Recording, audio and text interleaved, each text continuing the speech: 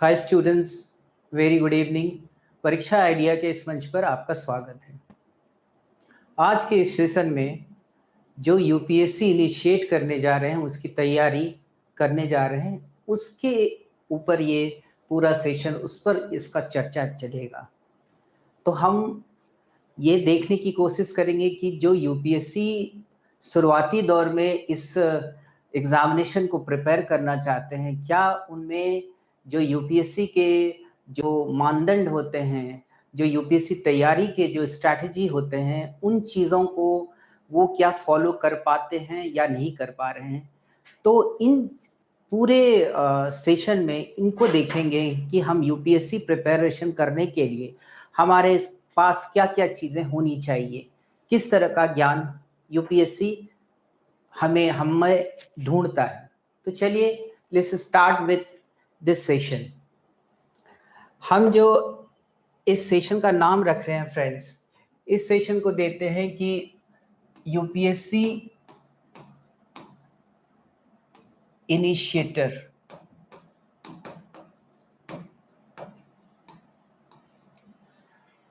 आप जो ये सेशन देख रहे होंगे, इसको इस वजह से देख रहे होंगे ताकि आपके मन में ये होगा कि मुझे यूपीएससी, आईएएस, आईपीएस जो भी उसमें अलाइड सर्विसेज में होते हैं, उसमें मुझे जाना है।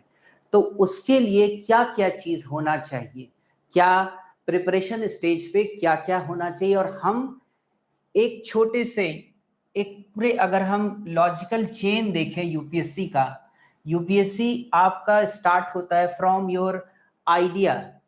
एक आइडिया आपके मन में आया है, आइडिया है ये कि मुझे सिविल सर्विसेज को क्वालिफाई करना है।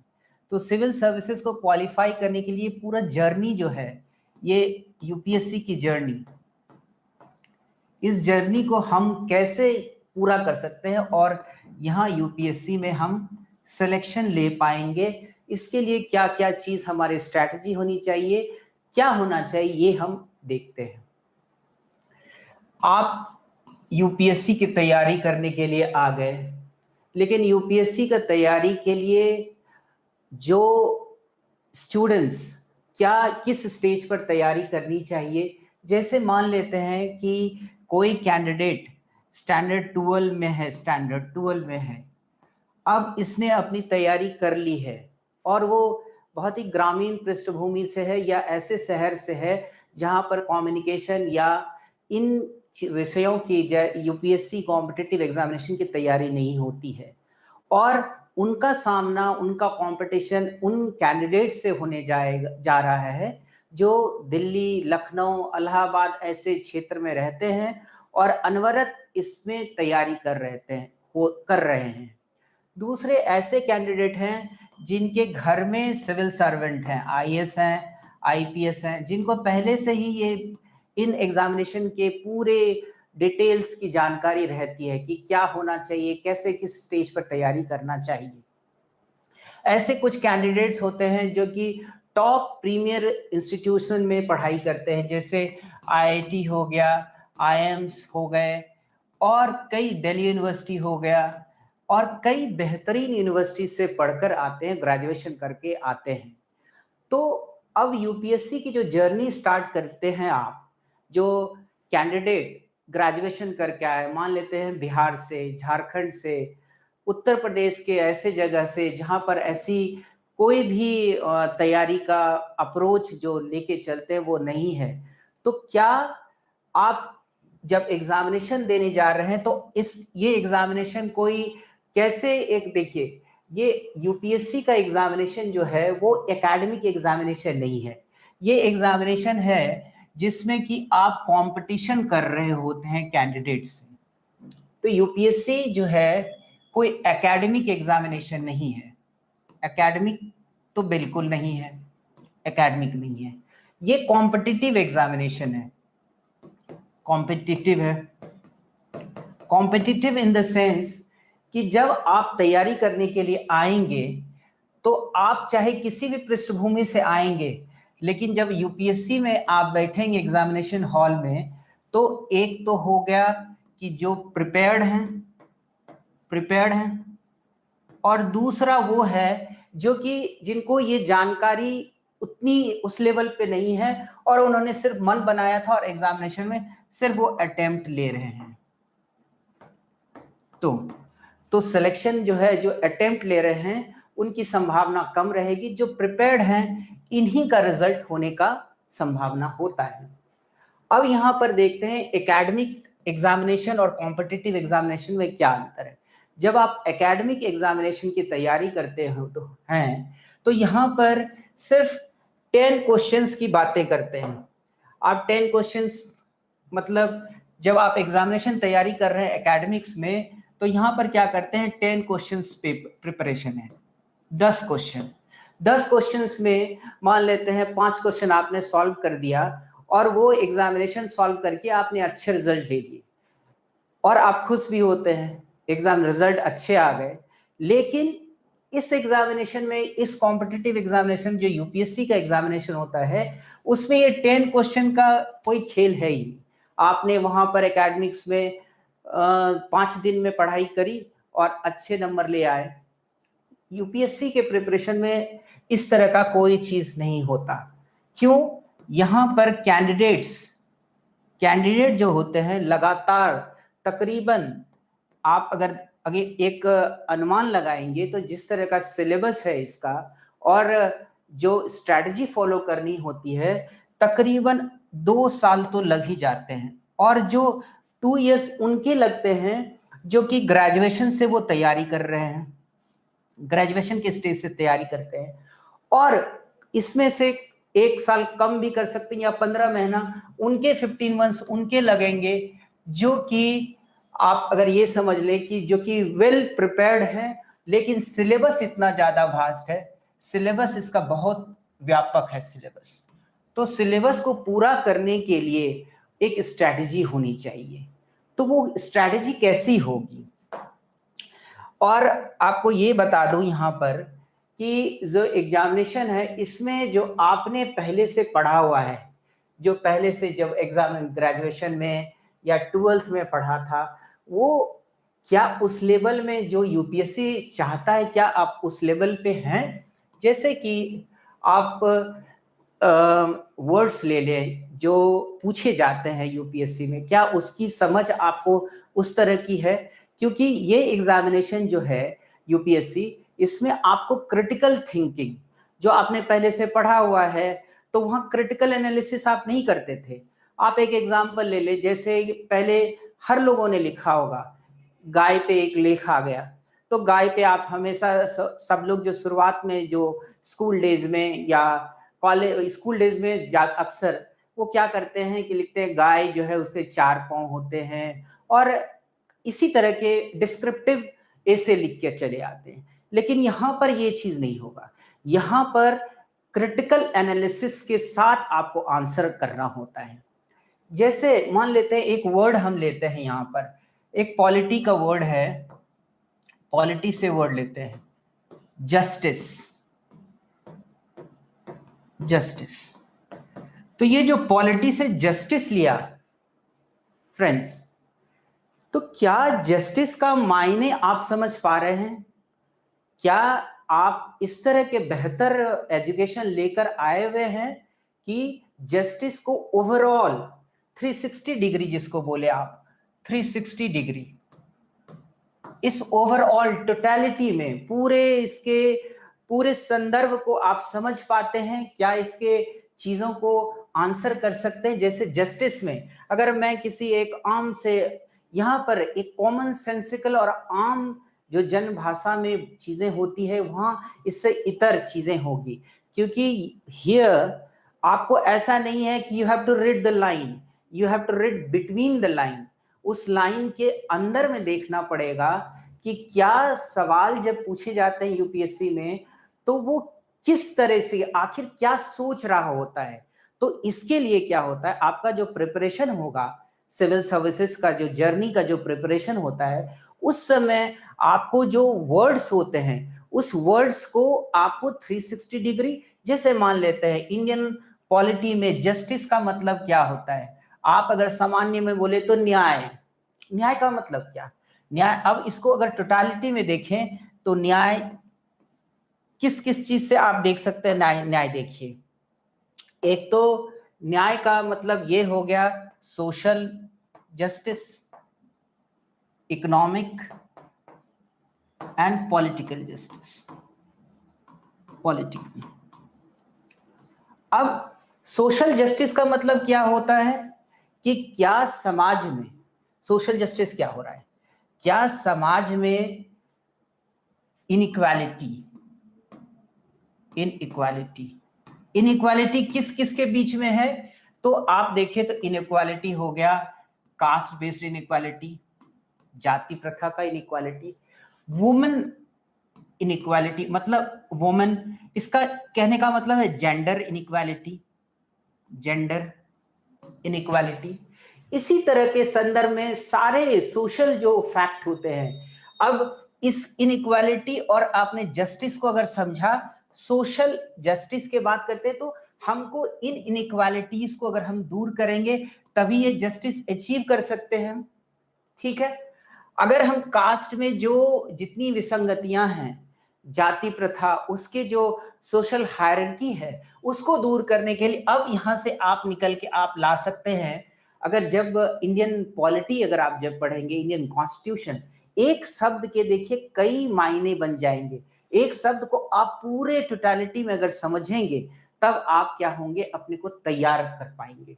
अब यहाँ पर कास्ट, वुमेन, जेंडर इनइक्वालिटी के लिए इंडियन कॉन्स्टिट्यूशन में जस्टिस तो ऐसे नहीं मिल सकता कि किसी भी समाज स्तर पर जस्टिस जब तब मिल सकेगा जब कास्ट, वुमेन और जेंडर इन और कई तरह की इनइक्वालिटीज को आप दूर करते हैं। तो इन इनइक्वालिटीज के लिए इंडियन कॉन्स्टिट्यूशन में क्या क्या प्रोविजंस हैं आप देखिए।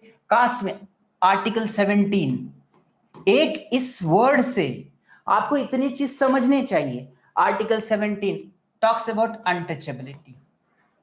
अनटचेबिलिटी किस लिए? अगर अनटचेबिलिटी को हम हटाते हैं, और ये एक फंडामेंटल राइट है, और स्टेट और सिटीजन दोनों पर एक नेगेटिवली इसको वर्डिंग किया गया है कि आप किसी भी सूरत पर किसी भी तरीके से, या तो टेम्पल एंट्री होगा, किसी भी तरीके से आप untouchability by word by deed practice नहीं करेंगे।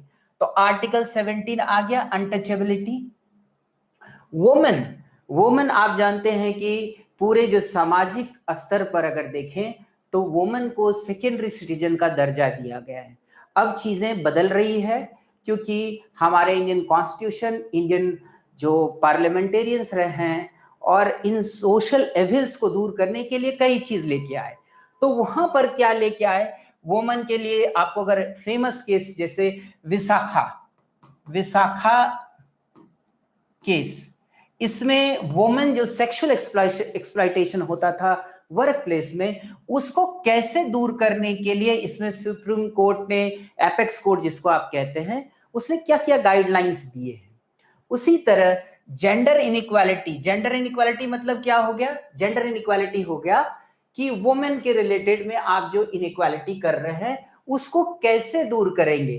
तो एक तरह से तो आप क्या करते हैं, इक्वल रेम्यूनरेशन लेके आए, इक्वल रेम्यूनरेशन, रेम्यू, इसका मतलब क्या है? इक्वल रेम्यूनरेशन कहने का मतलब, इक्वल रेम्यूनरेशन कहने का मतलब कि समान कार्य के लिए समान वेतन मिलेगा।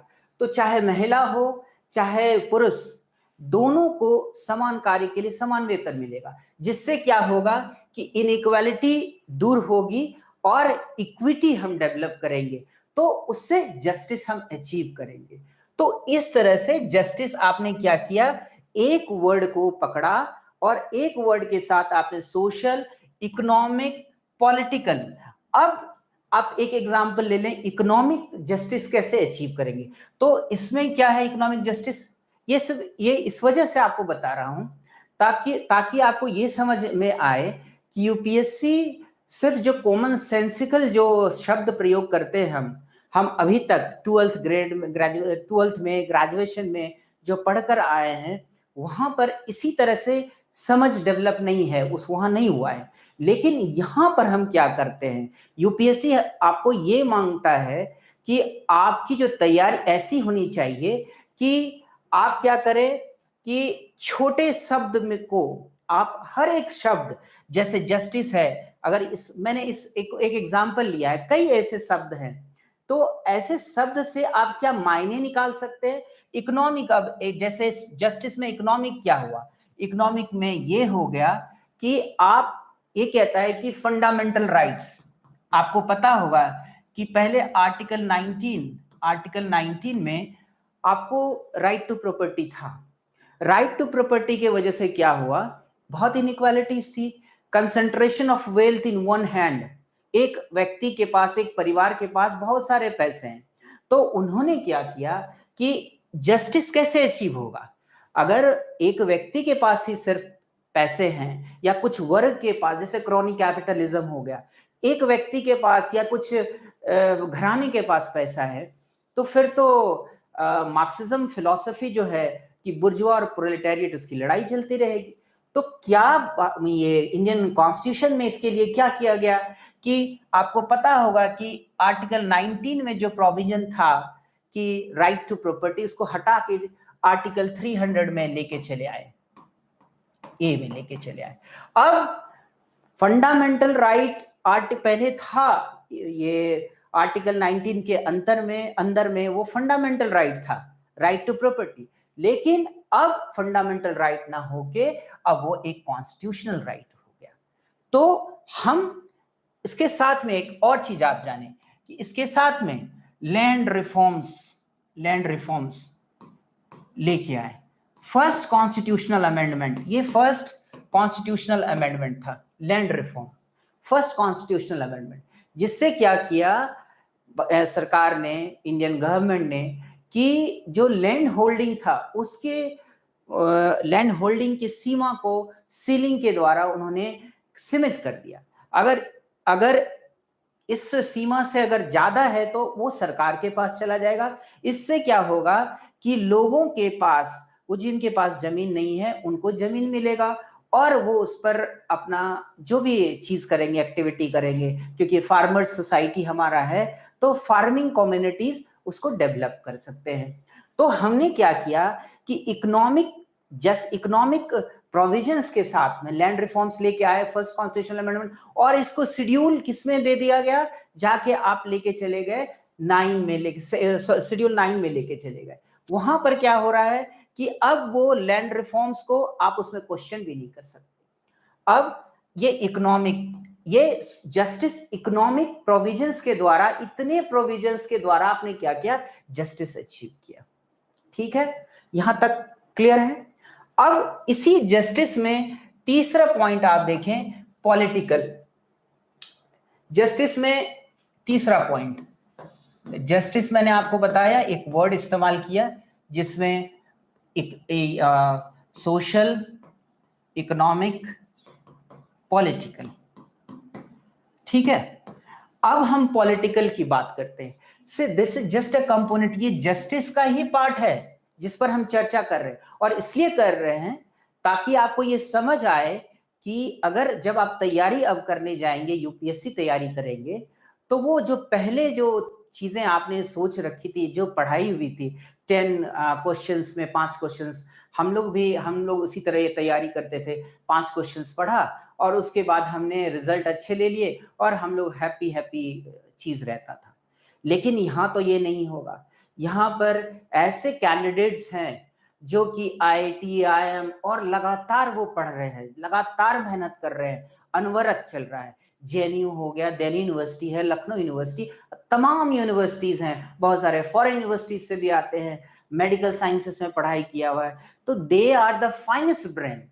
और उनसे कंपटीशन हमें करना है, जो कि हम ऐसे पृष्ठभूमि से आ रहे हैं जहां पर कि ऐसी सुविधाएं थी नहीं, वहां पर एजुकेशन सिस्टम इस तरह से सोचता नहीं था, देखता नहीं था, सिर्फ 5 क्वेश्चन 6 क्वेश्चंस की पढ़ाई होती थी। अक्सर हम पढ़ाई भी उतना नहीं करते थे, लेकिन फिर हमें यूपीएससी तैयारी करने के लिए आए। तो क्या हमारे में वो कंपोनेंट जो यूपीएससी प्रिपरेशन के लिए नितांत आवश्यक है कि नहीं है, इस पर चर्चा कर रहे हैं।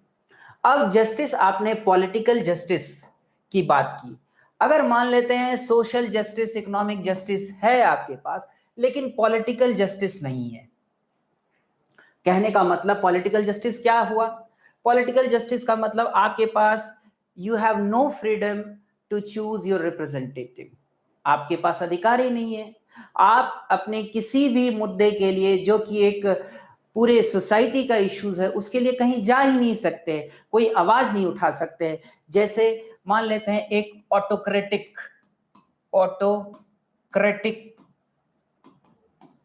रूलर, आपको याद होगा ऑटोक्रेटिक रूलर में लीबिया का गद्दाफी,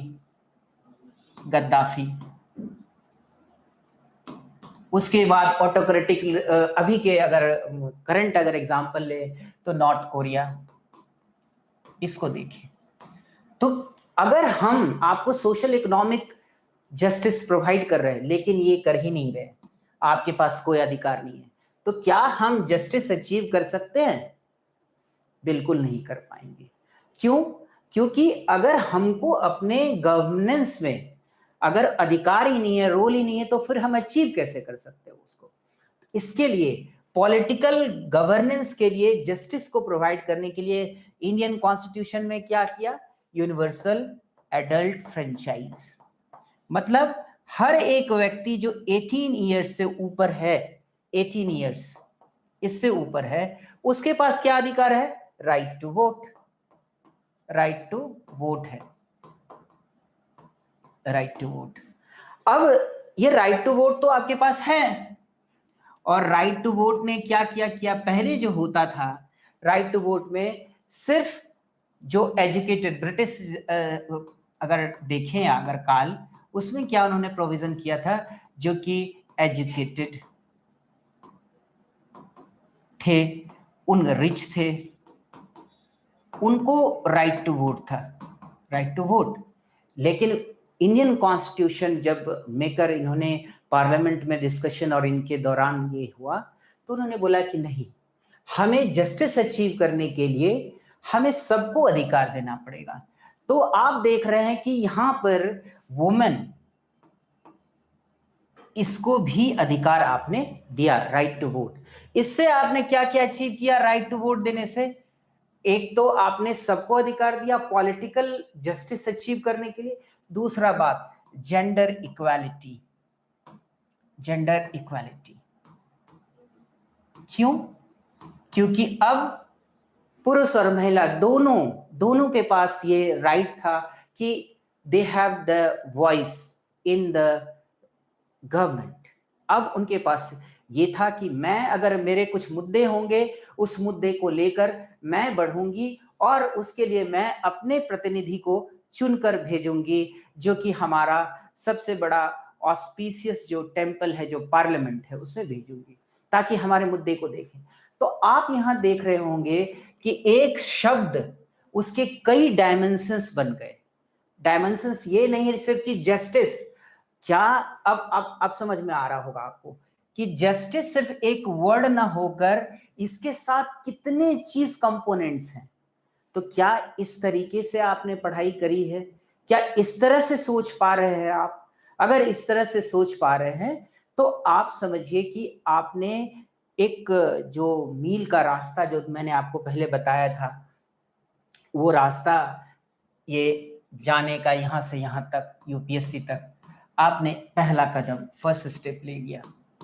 अगर आपका फर्स्ट स्टेप राइट तरीके से उठ गया है, तब हम आगे बढ़ते हैं। अब इसके साथ आपको क्या क्या होना चाहिए यूपीएससी को क्रैक करने के लिए?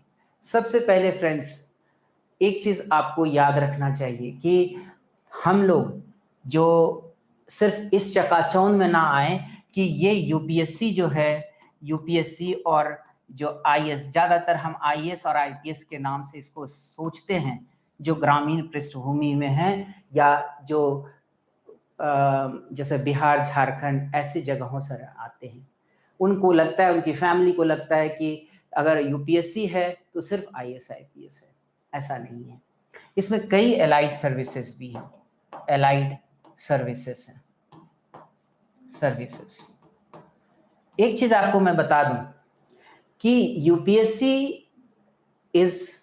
एक ऐसा चीज नहीं है कि एक आसानी से कोई अचीव कर ले यूपीएससी, और इतना टफ भी नहीं है कि आप अचीव नहीं कर सकते। इसमें आपकी स्ट्रैटेजी, परसेवरेंस और आपका वो जो इच्छा शक्ति कि मैं कितना मेहनत कर सकता हूँ, क्योंकि शॉर्टकट्स इसमें कोई शॉर्टकट नहीं है यूपीएससी प्रिपरेशन के लिए। यूपीएससी प्रिपरेशन में कोई शॉर्टकट नहीं है। आपको दिन रात, यू हैव टू टॉयल, दिन रात मेहनत करने पड़ेंगे, दिन रात लगातार अनवरत रुके बगैर आपको मेहनत करते रहना पड़ेगा। ना आप रुकिएगा, दिन रात गुजर जाएगा, कोई सोशल लाइफ नहीं होगी। ये चीज ऐसा होगा इसमें यूपीएससी में। अब हम चलते हैं कि यूपीएससी के लिए आपको जब फर्स्ट स्टेप आपने देख लिया कि आपको पढ़ना किस तरीके से, पढ़ना का मतलब क्या, आपको यहाँ अनवरत याद रखिए कि जब आप पढ़ाई कर रहे हैं, अब आफ्टर चूजिंग कि मैं अब यूपीएससी प्रिपेयर करना चाहता हूं, तो मैंने जो आपको बताया कि एक एक शब्द के मायने होते हैं, उसके डायमेंशंस होते हैं।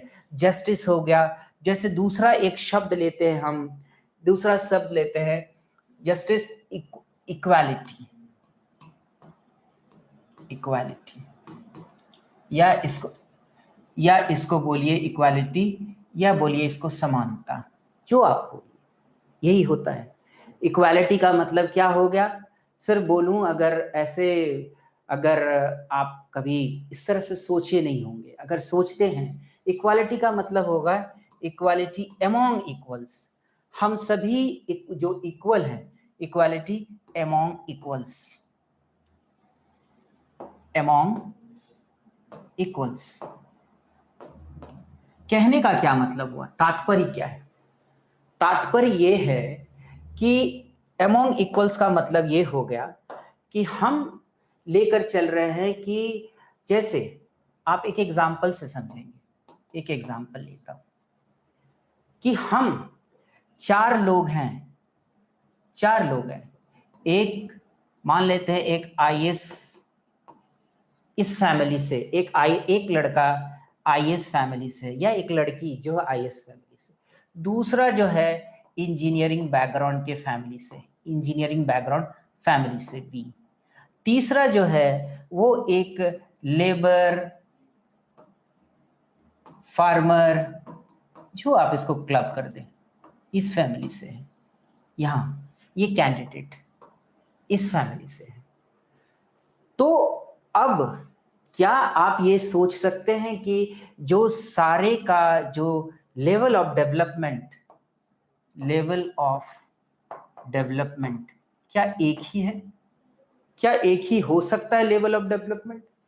एक जो है आईएएस, इसका लेवल, इसके जो कैंडिडेट है, ये शुरू से टॉप एलीट जगह में इसने पढ़ाई करी, हर सुख सुविधा से इसके पास कोई वंचना नहीं है, कोई स्कैर्सिटी नहीं है।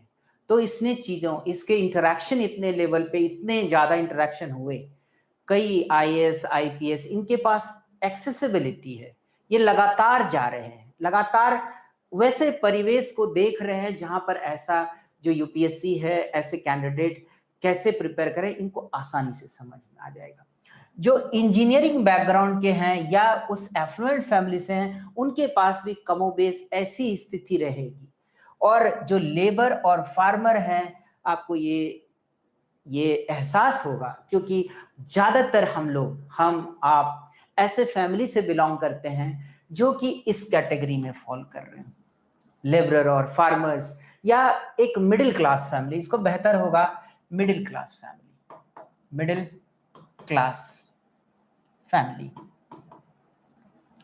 इसमें से मिडिल क्लास फैमिली से हम लोग बिलोंग करते हैं।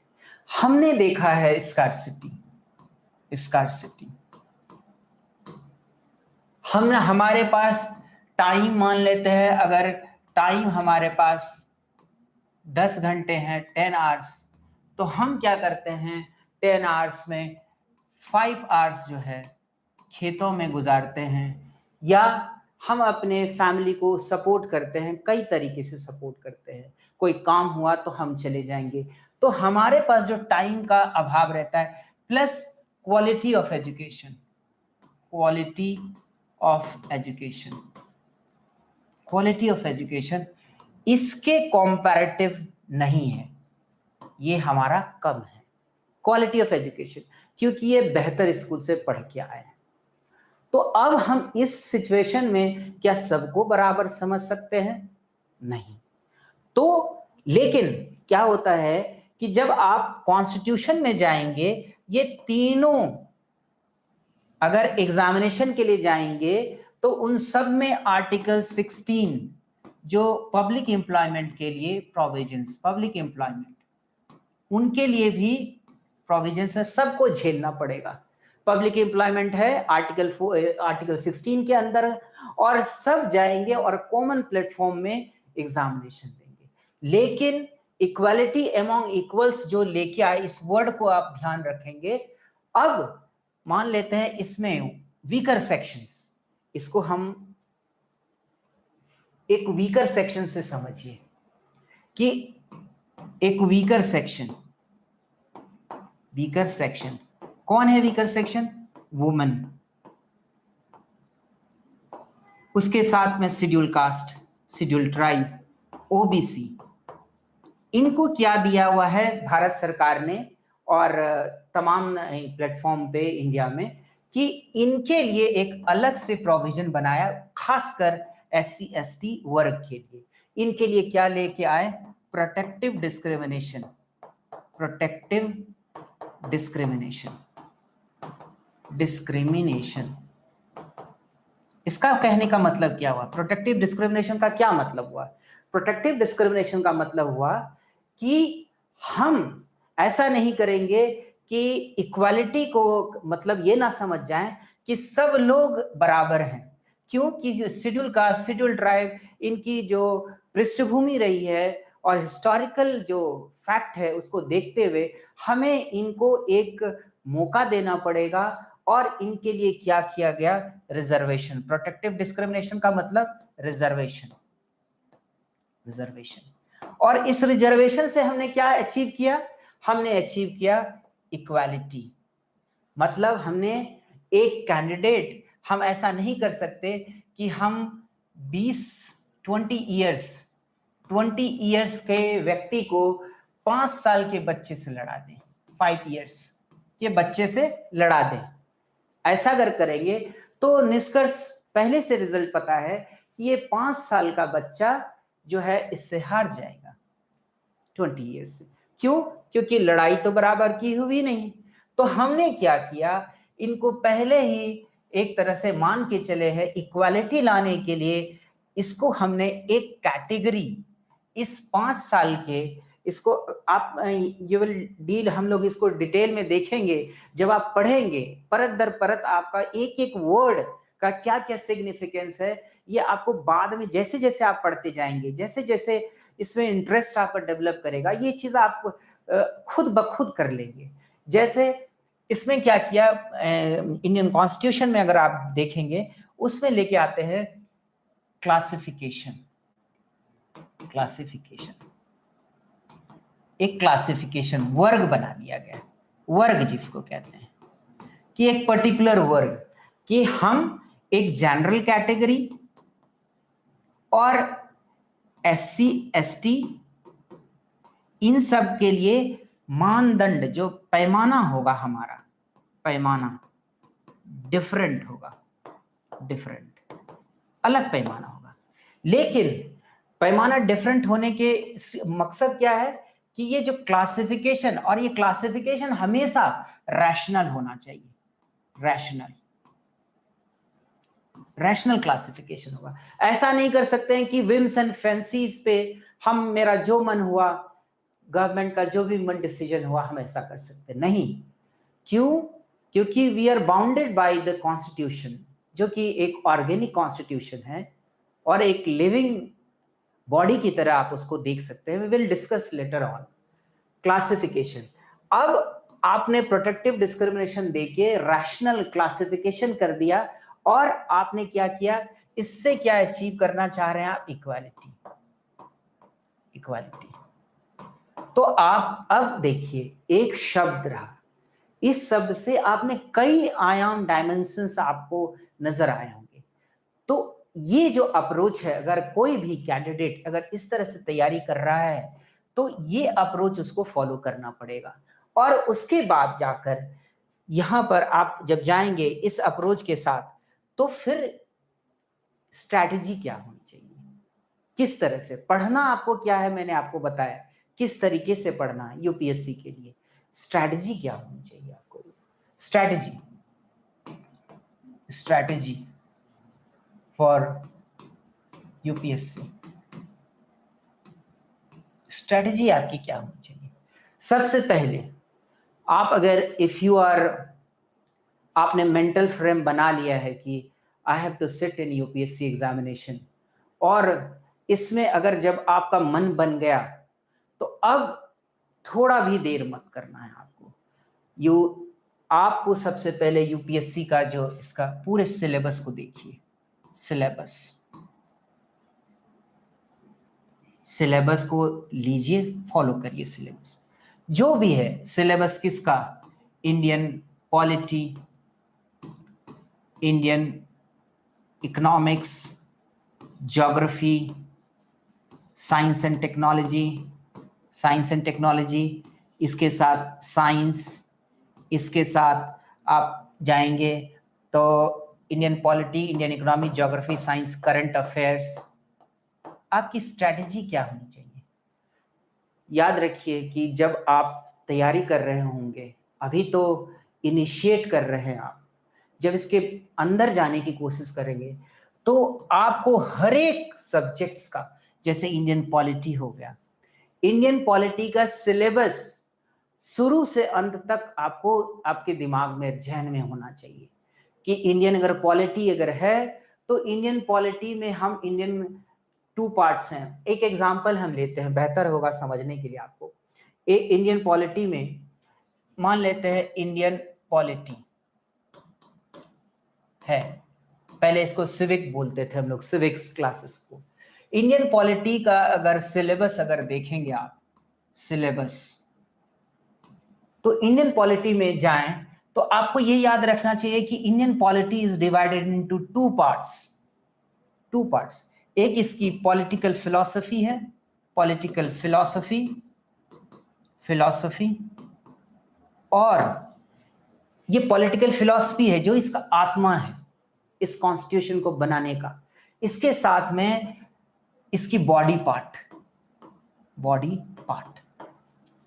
क्या है इसका, इसका बॉडी पार्ट है जितने भी आपके आर्टिकल्स हैं, आर्टिकल्स, शेड्यूल, अमेंडमेंट, ये सारा आपको ध्यान में रखना पड़ेगा। आप धीरे धीरे देखेंगे, ये more of static in nature, ये polity more of static in nature. और इसको आपको याद ये रखना है कि पॉलिटिकल फिलॉसफी और बॉडी पार्ट में article starting from first article to the last one, ये आपको याद रखना पड़ेगा। और ऐसा नहीं कि हर आर्टिकल आप याद रखेंगे, लेकिन सिलेबस जो हमारा दिया है कि प्रियम्बल क्या है हमारा, क्या प्रियम्बल जो है वो इनफोर्सिएबल हो सकता है या नहीं हो सकता है। प्रियम्बल के लिए जो इंडियन कॉन्स्टिट्यूशन में डिबेट चला बहुत सारा, जब आप अंदर इसके अंदर डिटेल में देखेंगे तो there are lots of debate. Kesavananda Bharati case में डिबेट चला, उसका मिनरवा मिल, कई केसेस में डिबेट चला कि क्या इसको माना जाए इंडिया का, इंडियन कॉन्स्टिट्यूशन का पार्ट है कि नहीं, क्योंकि ये इनफोर्सिएबल है नहीं। और आगे चल के आप जैसे प्रियम्बल हो गया, ये आपने देख लिया कि प्रियम्बल, ये प्रियम्बल का पार्ट देख लीजिए। थोड़ा सेशन लंबा हो सकता है आपका, लेकिन अगर आप ध्यान से देखेंगे, इसको सुनेंगे, तो आपके लिए जो इनिशिएट कर रहे हैं उसके लिए बहुत फायदेमंद होने जा रहा है। इंडियन पॉलिटी में अगर आप, मैंने आपको बताया कि प्रियम्बल, पहला तो प्रियम्बल हो गया, प्रियम्बल फर्स्ट सिलेबस, और इससे पहले का कॉन्स्टिट्यूशनल डेवलपमेंट कैसे हुआ कॉन्स्टिट्यूशन बनने का, उसको देखना है। दूसरा है फंडामेंटल सेकंड में आ गया, प्रियम्बल के बाद सेकंड में आता है टॉपिक सिटीजनशिप। तीसरा टॉपिक आया आपके पास फंडामेंटल राइट्स। चौथा हो गया फंडामेंटल राइट्स के बाद हो गया directive principle of state policy. पांचवा हो गया फंडामेंटल ड्यूटीज।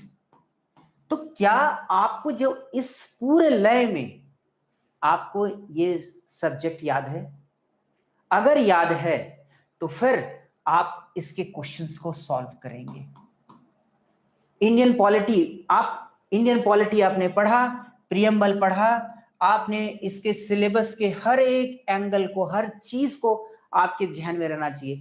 फंडामेंटल ड्यूटीज हो गया, उसके बाद जो यूनियन कैसे ये फंक्शन करता है, प्रेसिडेंट हो गया, उसके साथ में स्टेट का क्या है, गवर्नर, प्रेसिडेंट का, गवर्नर का, इनको क्या इनके पास पावर है, किस तरह से, क्या हमारे पास जो कोर्ट्स हो गए, जुडिशियरी हो गया, सुप्रीम कोर्ट, हाई कोर्ट, इन सब के बारे में आपको जानकारी होनी चाहिए। तो क्या इस तरह के चीज आपके जहन में है? क्या आप इस तरह से अप्रोच लेकर चल रहे हैं कि आपको सिलेबस का जानकारी है? और अगर सिलेबस की जानकारी आपको लगातार है तो आप समझिए कि क्वेश्चंस को भी आप समझ पाएंगे और लिंक कर पाएंगे। मान लेते हैं कोई एक क्वेश्चन आता है फंडामेंटल राइट्स से और वो directive principle of state policies के साथ अगर इन दोनों का एक तरह से बहस डिबेट चलता है तो आप वहां पर जब आगे चल के पढ़ेंगे तो वहां हार्मोनियस कंस्ट्रक्शन थियरी आएगा। हार्मोनियस कंस्ट्रक्शन थियरी, इसका कहने का मतलब क्या है? जब कोई ऐसा सिचुएशन बनेगा जो फंडामेंटल राइट और directive principle of state policy, इन दोनों के आर्टिकल्स में कहीं पर भी एक डायलेमा होता है, तो हम हमेशा देखते हैं कि इसको, अगर एपेक्स कोर्ट के डिसीजन को भी आप देखेंगे, will discuss later on, Minerva mill और इन सब में ये चल के आया कि यहाँ पर सोशल गुड को हम देखेंगे। सोशल गुड में क्या है? जैसे सोशल गुड में अगर आप इन दोनों में देखेंगे डिबेट में, तो पहले right to property fundamental right था, लेकिन उसको हटा के कॉन्स्टिट्यूशनल राइट किया गया। क्यों? क्योंकि वो क्या कर रहा था, लैंड को एक तरह से एक व्यक्ति के पास, एक परिवार के साथ जोड़ देता था, वो जिसकी वजह से उनको बहुत चीजें एडवांटेज होता है। इकोनॉमी सिर्फ ये नहीं है कि आपने पैसे दे दिया, उससे कई तरह की वंचना, स्कैर्सिटी होती है। अगर इकोनॉमी, अगर पैसा आपके पास शुरुआत के दौर में नहीं है तो आपकी दिशा और दशा दोनों बदल जाती है। आप क्या करते हैं उस समय? जो गरीब व्यक्ति होता है कभी इतना सोच ही नहीं सकता है कि मैं सिविल सर्विसेज की तैयारी करूं, क्योंकि इट टेक्स टाइम, 2 साल 2.5 साल लग जाते हैं। और स्वाभाविक भी है, जो इतनी महंगी पढ़ाई हो गई है, साथ में हमारा मेंटल ब्लॉकेज भी है। हम उस एजुकेशन में जो तरीका होना चाहिए, जो हम अपने को स्किल जो होन करना चाहिए, तो वो नहीं कर पाए। तो इस तरह के अगर आप इंडियन पॉलिटी में आप देखें, इसी तरह अगर आप ज्योग्राफी के चीजों को देखें, तो क्या ज्योग्राफी के पूरे सिलेबस को पता आपने किया है? क्या ज्योग्राफी में इंडियन जो फिजिकल ज्योग्राफी है, physical geography, Indian political geography, उसके साथ में इंडियन फिजिकल ज्योग्राफी में ओरोजेनेसिस होता है। ओरोजेनेसिस मतलब जेनेसिस, माउंटेन बिल्डिंग प्रोसेस हो गया, रिवर्स हो गया। क्या आपको इन सब चीजों के बारे में पता है कि नहीं पता है? This you have to very clear. अगर अगर आपको यहाँ पर ये चीज पता नहीं हो रहा है तो you have to come back to the subject. आपको सोचना पड़ेगा कि अगर ये चीज नहीं हो रही है तो आप उसे मेहनत करिए, बिकॉज यू हैव स्टार्टेड, और ये आपका परसिवरेंस का टेस्ट है। यहाँ पर एक बार आए तो आप ये मान के चलिए कि ये पूरे प्रोसेस में आप सीखेंगे जरूर, लेकिन सिर्फ सीखने के लिए नहीं आए हैं, आपको यहाँ पर कंपटीशन कॉम्पीट भी करना है। क्या इंडियन पॉलिटिकल ज्योग्राफी, उसी तरह से इंडियन पॉलिटिकल ज्योग्राफी के साथ साथ अगर आप देखेंगे तो इंडियन पॉलिटिकल ज्योग्राफी के साथ वर्ल्ड ज्योग्राफी,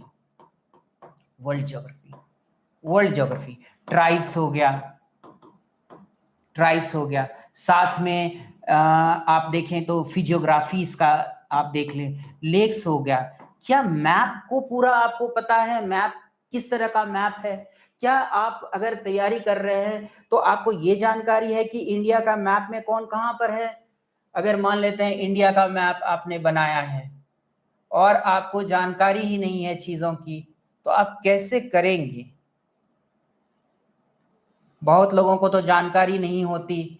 अब इंडिया का मैप बना लिया, आप इंडिया के मैप को, ज्योग्राफी जब पढ़ रहे होते हैं, सारा मैप आपके नजर में होना चाहिए कि इस पोर्शन में क्या है, कहाँ से एडम जो ब्रिज है वो कहाँ है, इस एरिया में जो ये जो है इसको बे ऑफ बंगाल कहते हैं, इस ये जो एरिया है आपको यहाँ पर अरबियन सी है, अरबियन सी, और ये पार्ट ऑफ इंडियन ओशन है।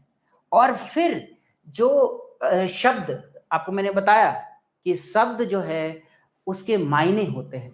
शब्द में अगर आप देखें, एक क्लाइमेट हो गया, ज्योग्राफी की बात कर रहे हैं, क्लाइमेट, और एक वेदर, वेदर, इनके कंपोनेंट्स को आप समझ पाते हैं कि नहीं समझ पाते हैं? क्यों?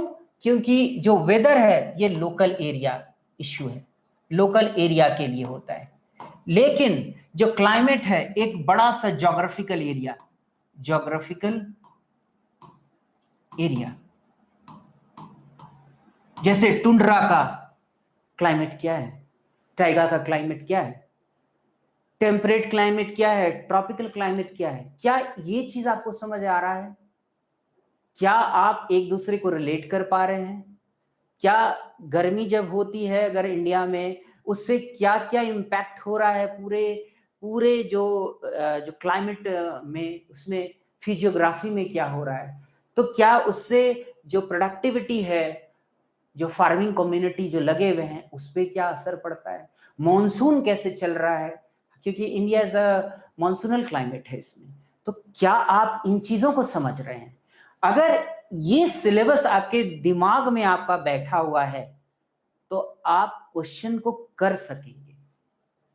इसी तरह आप जाएं, इंडियन इकोनॉमिक्स हो गया, जो इकोनॉमी है, इकोनॉमी को हमेशा आप जो पढ़ेंगे, जो इकोनॉमिक्स को जब आप पढ़ेंगे तो इनको आप एक स्टैटिक इकोनॉमी और साथ में एक जो करंट इकोनॉमी, करंट इकोनॉमी, ये सारे जो मैं बता रहा हूं ये चीज आप ध्यान में रखेंगे तभी फायदेमंद होगा। क्यों? तैयारी इसी तरह होगी और इसके साथ ही आप आंसर बढ़ पाएंगे। अगर नहीं तो सिर्फ एक ख्याल रहेगा कि मैं यूपीएससी प्रिपेयर कर रहा हूं, बुरा ना लीजिएगा इसको। स्टैटिक इकोनॉमी, अब इकोनॉमिक्स में स्टैटिक जो पोर्शन है उसको आप करना है प्रीलिम्स एग्जामिनेशन के लिए। और यहां आपको बताऊं, मैं ये बाद में बताऊंगा आपको, prelims is more of under the sun, under the sun आपको हर चीज पढ़ना है अंडर द सन, और ये गेम ऑफ रिकॉल है। आप चीजों को जितना पढ़ेंगे, जितना रिपीट करेंगे, वो आपको एग्जामिनेशन जब देंगे, क्योंकि एग्जामिनेशन में क्या होता है, कई चीज, इतना सिलेबस है, इतना वास्ट है, आप लगातार याद नहीं कर सकते इतने लंबे चीजों को, बहुत याद नहीं होता। तो क्या हम रिकॉल करें, हम सारा चीज पढ़ें। इसी तरह से इकोनॉमिक पार्ट को स्टैटिक, करंट में, कंपोनेंट में बांट के आप उसकी तैयारी करनी पड़ेगी। अब अगर हम लेते हैं हिस्ट्री का पोर्शन, हिस्ट्री आपको, this the class is for those who are initiating into UPSC preparation. जो तैयारी कर रहे हैं उन्हें ये सब चीजों की जानकारी है, जो तैयारी अभी शुरुआत कर रहे हैं उनके लिए क्लास इंपॉर्टेंट है। हिस्ट्री में आपको जैसे चीजें, आपको क्या हिस्ट्री के syllabus, we are talking about syllabus, syllabus और यूपीएससी सिलेबस, कि क्या हम तैयारी के दौरान सिलेबस को याद रखना है कि नहीं। अगर हम सिलेबस याद नहीं रखेंगे तो हम ये नहीं समझ पाएंगे कि क्वेश्चन कहां से पूछा जा रहा है। अब हिस्ट्री में एंशियंट, प्राचीन भारत, मेडाइवल और मॉडर्न, ये मॉडर्न जो, और साथ में component art and architecture, temple जो आप देखेंगे द्रविडियन टाइप ऑफ ये द्रविडियन स्टाइल ऑफ टेम्पल। उसके बाद आप इसी में द्रविडियन हो गया, नॉर्थ इंडिया में आप देखेंगे क्या है टेम्पल का स्ट्रक्चर, किस तरह से बनता है, क्या क्या कंपोनेंट्स है, अगर आप याद रखेंगे। और साथ में जब आप पढ़ रहे हैं एंशिएंट हिस्ट्री, मिडाइवल, मॉडर्न, तो इन सब चीजों को इसके साथ अगर आप करेंगे आर्ट एंड आर्किटेक्चर के साथ, तो अगर क्लब करेंगे तो जो ये गैप है जो आप बाद में इसको पढ़ेंगे तो क्या होगा कि गैप बन जाएगा।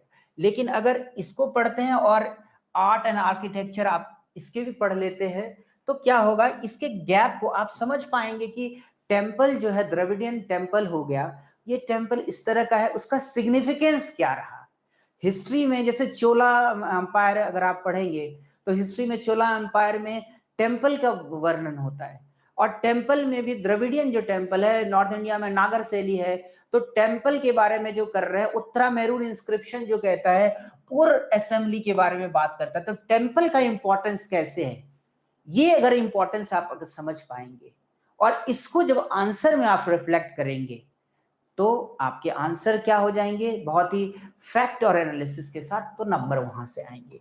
मेरा कहना यह है आप लोगों के लिए कि कोई भी यूपीएससी की तैयारी को इस फ्रेम, आपका जो पहले का जो चश्मा था उसको उतार दीजिए।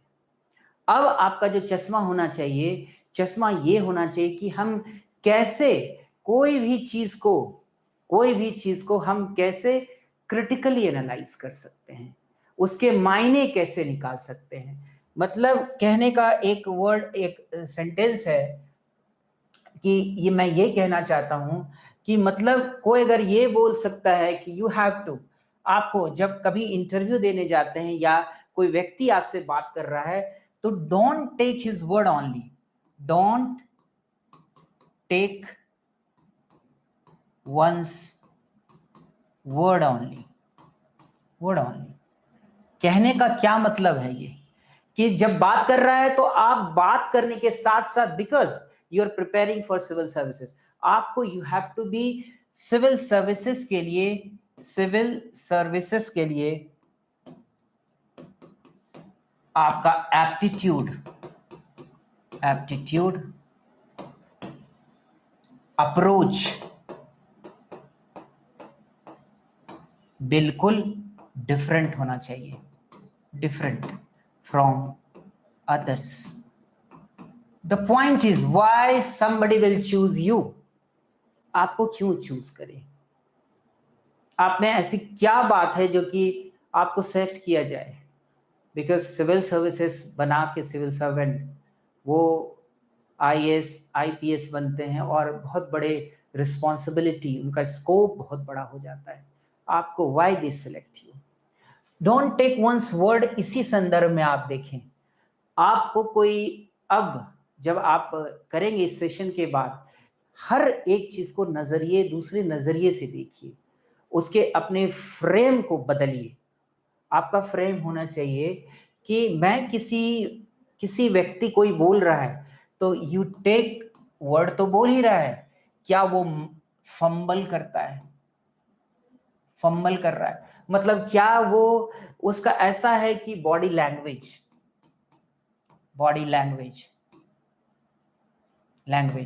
क्या वो बॉडी लैंग्वेज उसके वर्ड से मैच कर रहा है कि नहीं कर रहा है।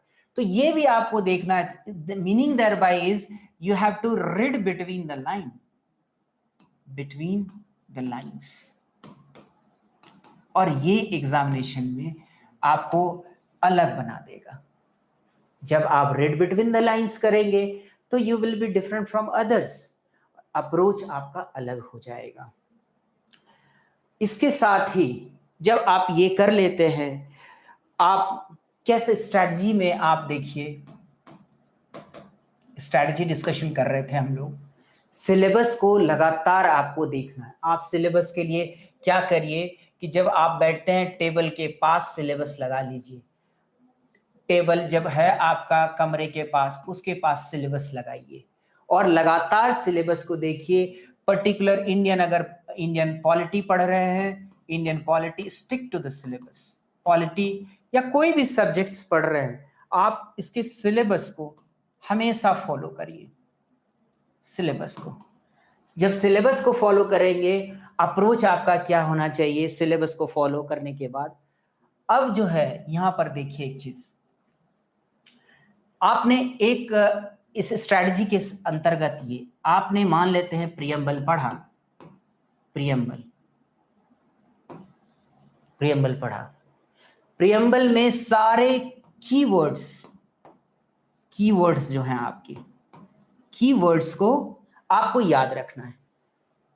We, the people of India, having solemnly resolved to constitute India into a sovereign, socialist, secular, democratic republic, जो भी है जिस तरीके से, और आप लास्ट तक जाएंगे। ये जब आप पढ़ रहे हैं प्रियम्बल में, कीवर्ड्स को ध्यान रखिए। इसके क्या मायने हैं, इसके कितने डायमेंशंस हैं, इससे सॉवरेनिटी से क्या मतलब हो रहा है, इससे आपकी जो फॉरेन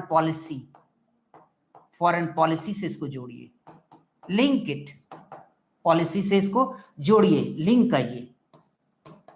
क्यों? क्योंकि अब आपको डिफरेंट तरीके से पढ़ना है, अप्रोच बिल्कुल आपका डिफरेंट होगा। फॉरेन पॉलिसी से जोड़िए। क्यों? हम अब कॉमनवेल्थ, जैसे अब इंडिया कॉमनवेल्थ नेशन में नहीं है, कॉमनवेल्थ उसका एक मेंबर नहीं है। क्यों? क्योंकि उसको लगता था, इंडिया को लगा कि सोवरेनिटी, क्योंकि India is a sovereign country, India अपने इंटरनल मैटर, सारे मैटर को इंडिपेंडेंटली लेता। अब फॉरेन पॉलिसी आप देख भी रहे होंगे कि फॉरेन पॉलिसी बहुत धारदार हो गया है जब से हमारे फॉरेन मिनिस्टर आए हैं जो इंडियन फॉरेन सर्वेंट थे। तो सोवरेनिटी, सोशलिस्ट, इसके क्या मतलब होते हैं, साथ में आप अपने ट्रिक्स को बनाइए कि सोवरेनिटी, सोशलिस्ट मैं आपको बताऊंगा। जैसे बहुत याद नहीं होता है तो आप इसके देख लीजिए, सोवरेन जो है इसके वर्ड्स कितने, 2 3 4 5 6 7 8 9 लेटर्स हैं। सोशलिस्ट में फिर कम लेटर्स, ऐसे ये डिसेंडिंग ऑर्डर में इसके लेटर्स हैं। अगर ये आप जान लेंगे, अपने ट्रिक बनाएंगे, जब आप क्वेश्चन सॉल्व करेंगे, प्रियम्बल पढ़ा, आपने इसके एमसीक्यू लगाएंगे। आपको मल्टीपल चॉइस बेस्ड क्वेश्चन लगाते रहना है, तभी आपका क्या होगा, आप खुद का इवैल्यूएशन कर पाएंगे कि मैं चीजों को समझ पा रहा हूं कि नहीं। साथ में एक बात याद रखिए, जब एक लगातार, आप लोग सब जानते होंगे, action speaks louder than word,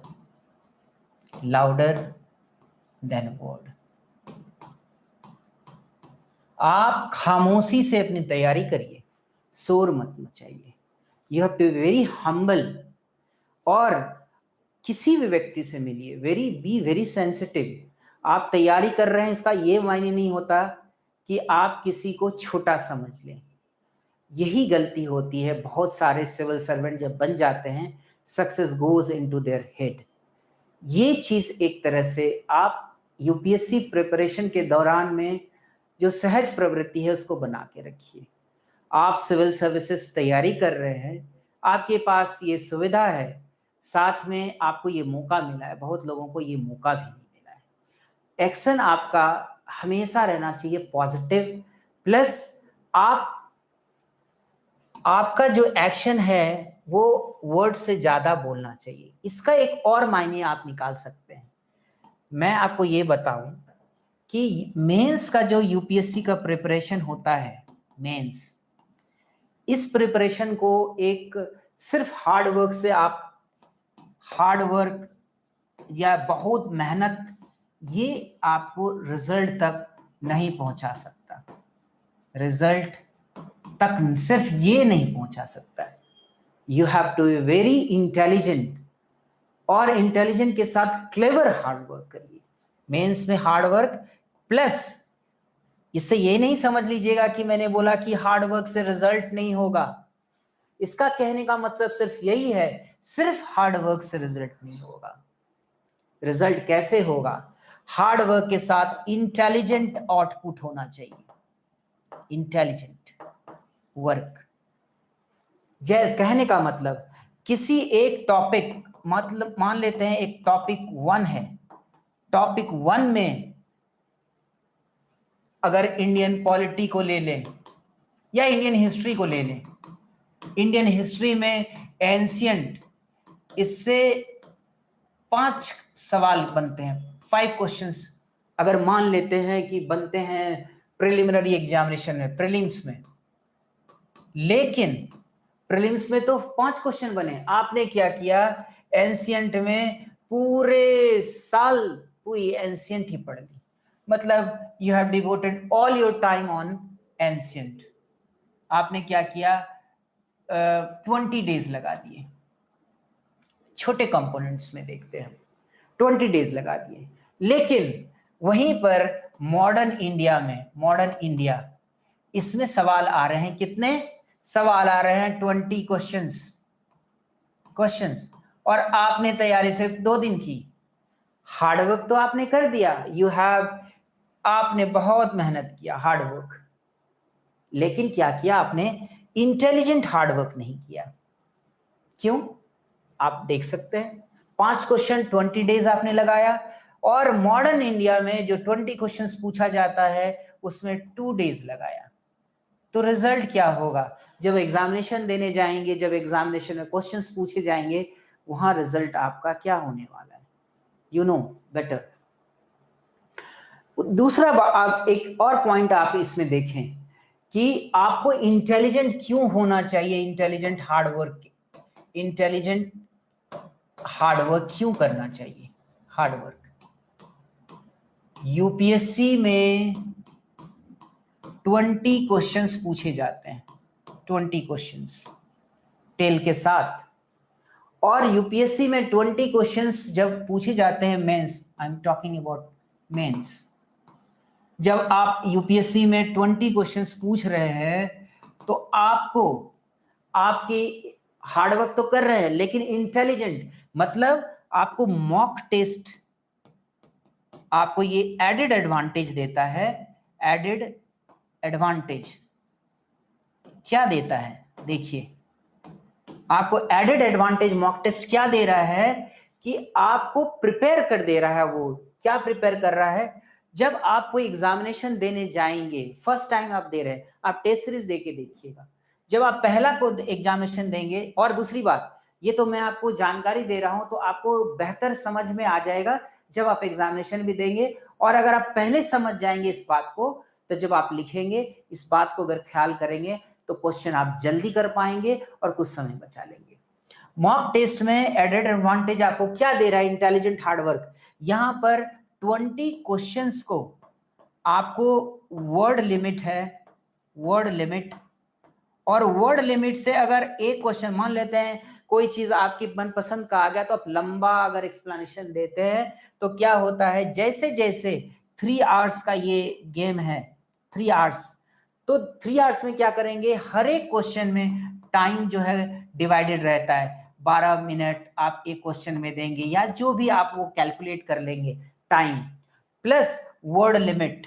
word limit अगर आपने 12 से किसी क्वेश्चन में 20 मिनट्स दे दिए, और ये जो वर्ड लिमिट था 200 वर्ड लिमिट, आपने इसको 500 कर दिया वर्ड, तो क्या होगा, आपके दूसरे क्वेश्चन जो 20 क्वेश्चन थे, इस 20 क्वेश्चंस में आप अगर इसी स्ट्रेटजी को फॉलो करेंगे तो 10 से 12 क्वेश्चन कर पाएंगे। साथ में वर्ड लिमिट अगर ये फॉलो करेंगे तो हो सकता है 10 क्वेश्चन कर पाए, तो सिलेक्शन आपका कहां होगा, सिलेक्शन तो होगा ना।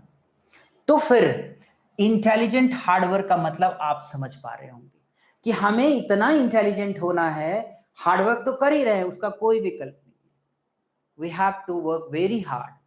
एक कहावत भी है, एक कहावत क्या, एक मुहावरा जो आपने हमने सबने पढ़ा है कि करत करत अभ्यास ते जड़मति हो सुजान, रसरी आवत जागते और सिल पर पड़त निशान, कि लगातार practice, practice will make you perfect. आप जितना मेहनत करेंगे, जितना प्रैक्टिस करेंगे क्वेश्चंस पे, सिलेबस पे, इसको सिलेबस को समझने के लिए जितना कोशिश करेंगे, आप अपने सक्सेस के करीब पहुंच जाएंगे। तो आप अगर ये इंटेलिजेंट हार्डवर्क इस पर्सपेक्टिव मैंने आपको बताया, उसके बाद आपको होना क्या चाहिए कि क्रिटिकल थिंकिंग आपका होना चाहिए। क्रिटिकल थिंकिंग, क्रिटिकल थिंकिंग का मतलब क्या होता है? क्रिटिकल थिंकिंग का मतलब you have to be very clear और अप्रोच में, और अब पहले जैसा पढ़ते थे उसको नहीं, हमें टोटालिटी में, टोटालिटी, हॉलिस्टिक, हॉलिस्टिक अप्रोच के साथ। अगर हम कोई एक संदर्भ ले लेते हैं कि मान लेते हैं चाइना के साथ अगर हमने क्या किया कि हमने अपने ट्रेड को रेस्ट्रिक्ट किया, चीज़ों को, या हमने चाइना ने, इंडिया ने क्या किया, कई इसके जो जैसे आप देखेंगे हमारे पास बहुत सारे social media platform, social media इसके थे, उसको बैन कर दिया। तो क्रिटिकली एनालिसिस का मतलब क्या है? क्या आप ये समझ पा रहे हैं कि इससे कितने डायमेंशंस इफेक्ट होंगे?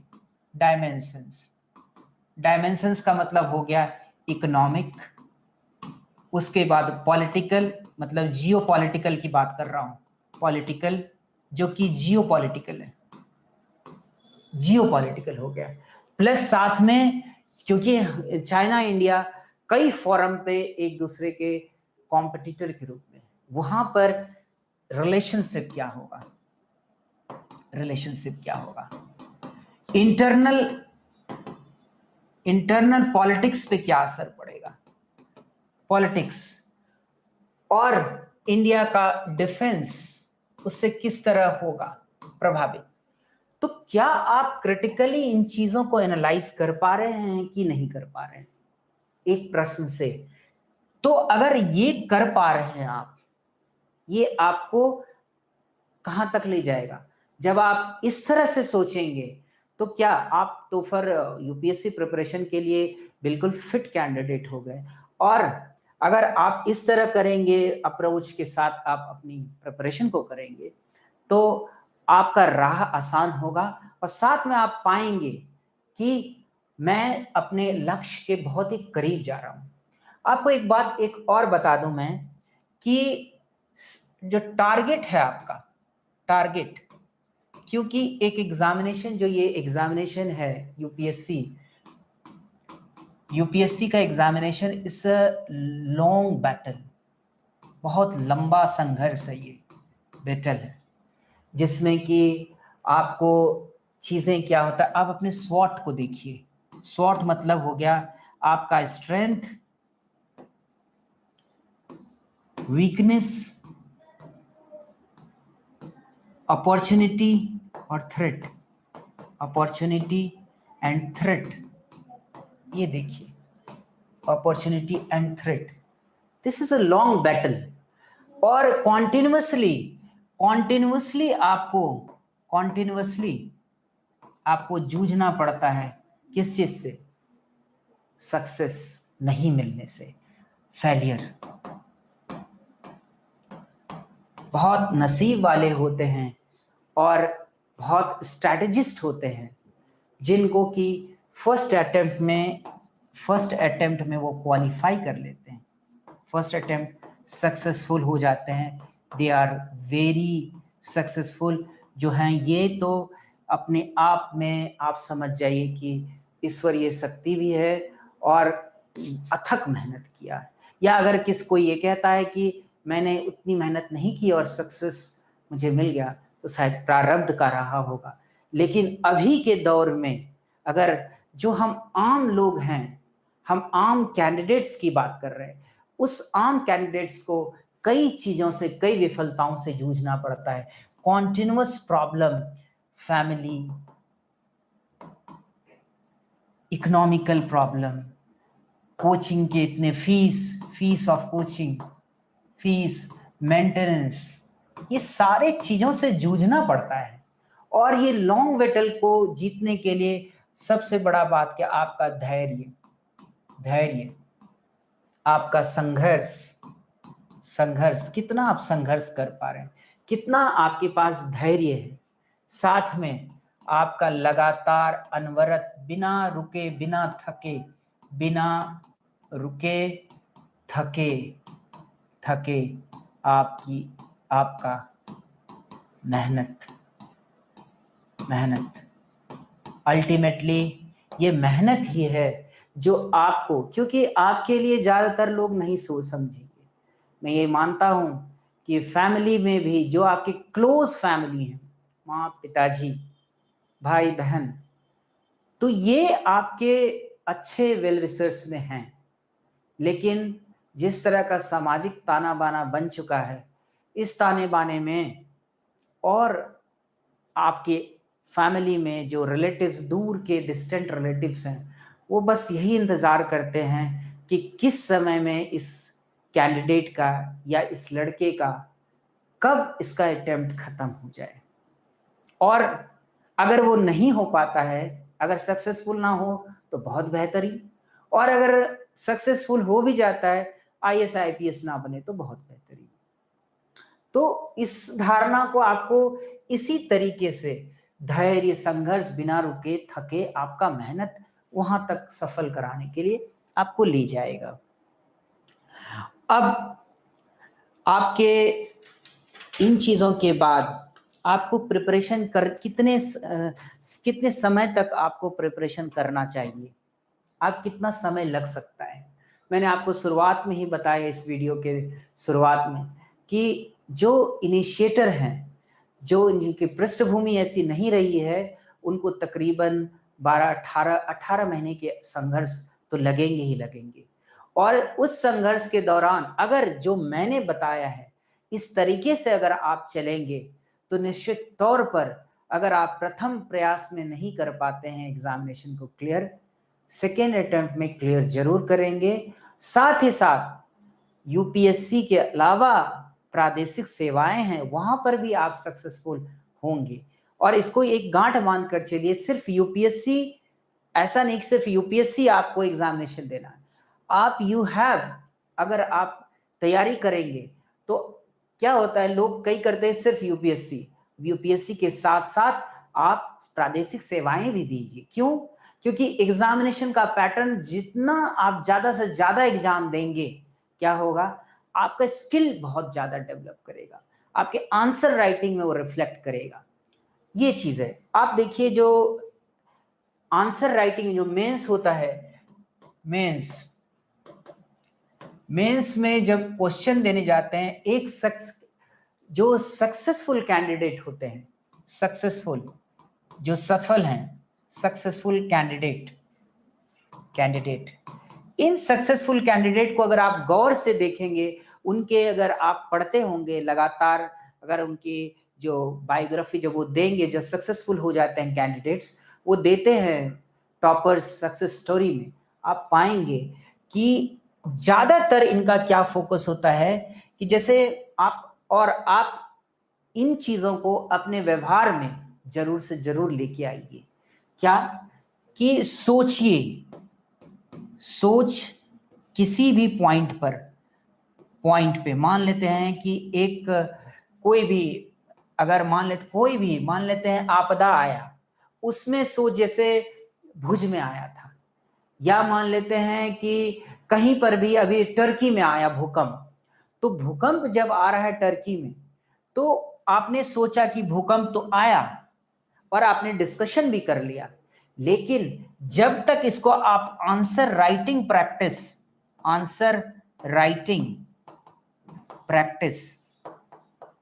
नहीं करेंगे, तो क्या होगा कि आपका ये सोच सिर्फ सोच रहेगा, this will be word only, word, और ये आपका रिजल्ट नहीं अचीव करा सकता। So what to do? अब आपको, जैसे आपने सोचा, think then put it into your words. Put into your words by writing answer. By writing answer. और ये अपनी आदत में डाल लीजिए। लगातार एक टॉपिक पढ़ते हैं आप और लगातार टॉपिक पढ़ने के बाद उस पर आप आंसर राइटिंग करिए। मान लेते हैं कोई भी घटना हो गया, चाहे वो पॉलिटिकल घटना हो गया, और पॉलिटिकल घटना जो इम्पैक्टफुल हो। ऐसा नहीं कि एक छोटी-छोटी घटना अगर पॉलिटिकल, उसको पढ़ने का भी तरीका है आपका। पढ़ने का तरीका को आपको डेवलप करना पड़ेगा, वो भी मैं आपको बताऊँगा। तो अगर आप क्या करते हैं, अप्रोच में लेके चलते हैं कि आप आंसर राइटिंग करते हैं कोई भी एक इश्यूज पे। जब आप आंसर राइटिंग कर रहे हैं तो आप क्या होता है, एक तो टाइम लिमिट इसकी आपको समझ आ जाती है, समझ। और दूसरा बात, वर्ड लिमिट, इसकी समझ आ जाती है। और अक्सर आप देखेंगे सुनेंगे टॉपर्स यही कहते हैं कि सक्सेस का उनका राज, सबसे बड़ा राज है कि 20 क्वेश्चंस को वो टाइम रहते उन्होंने दे हैव रिटन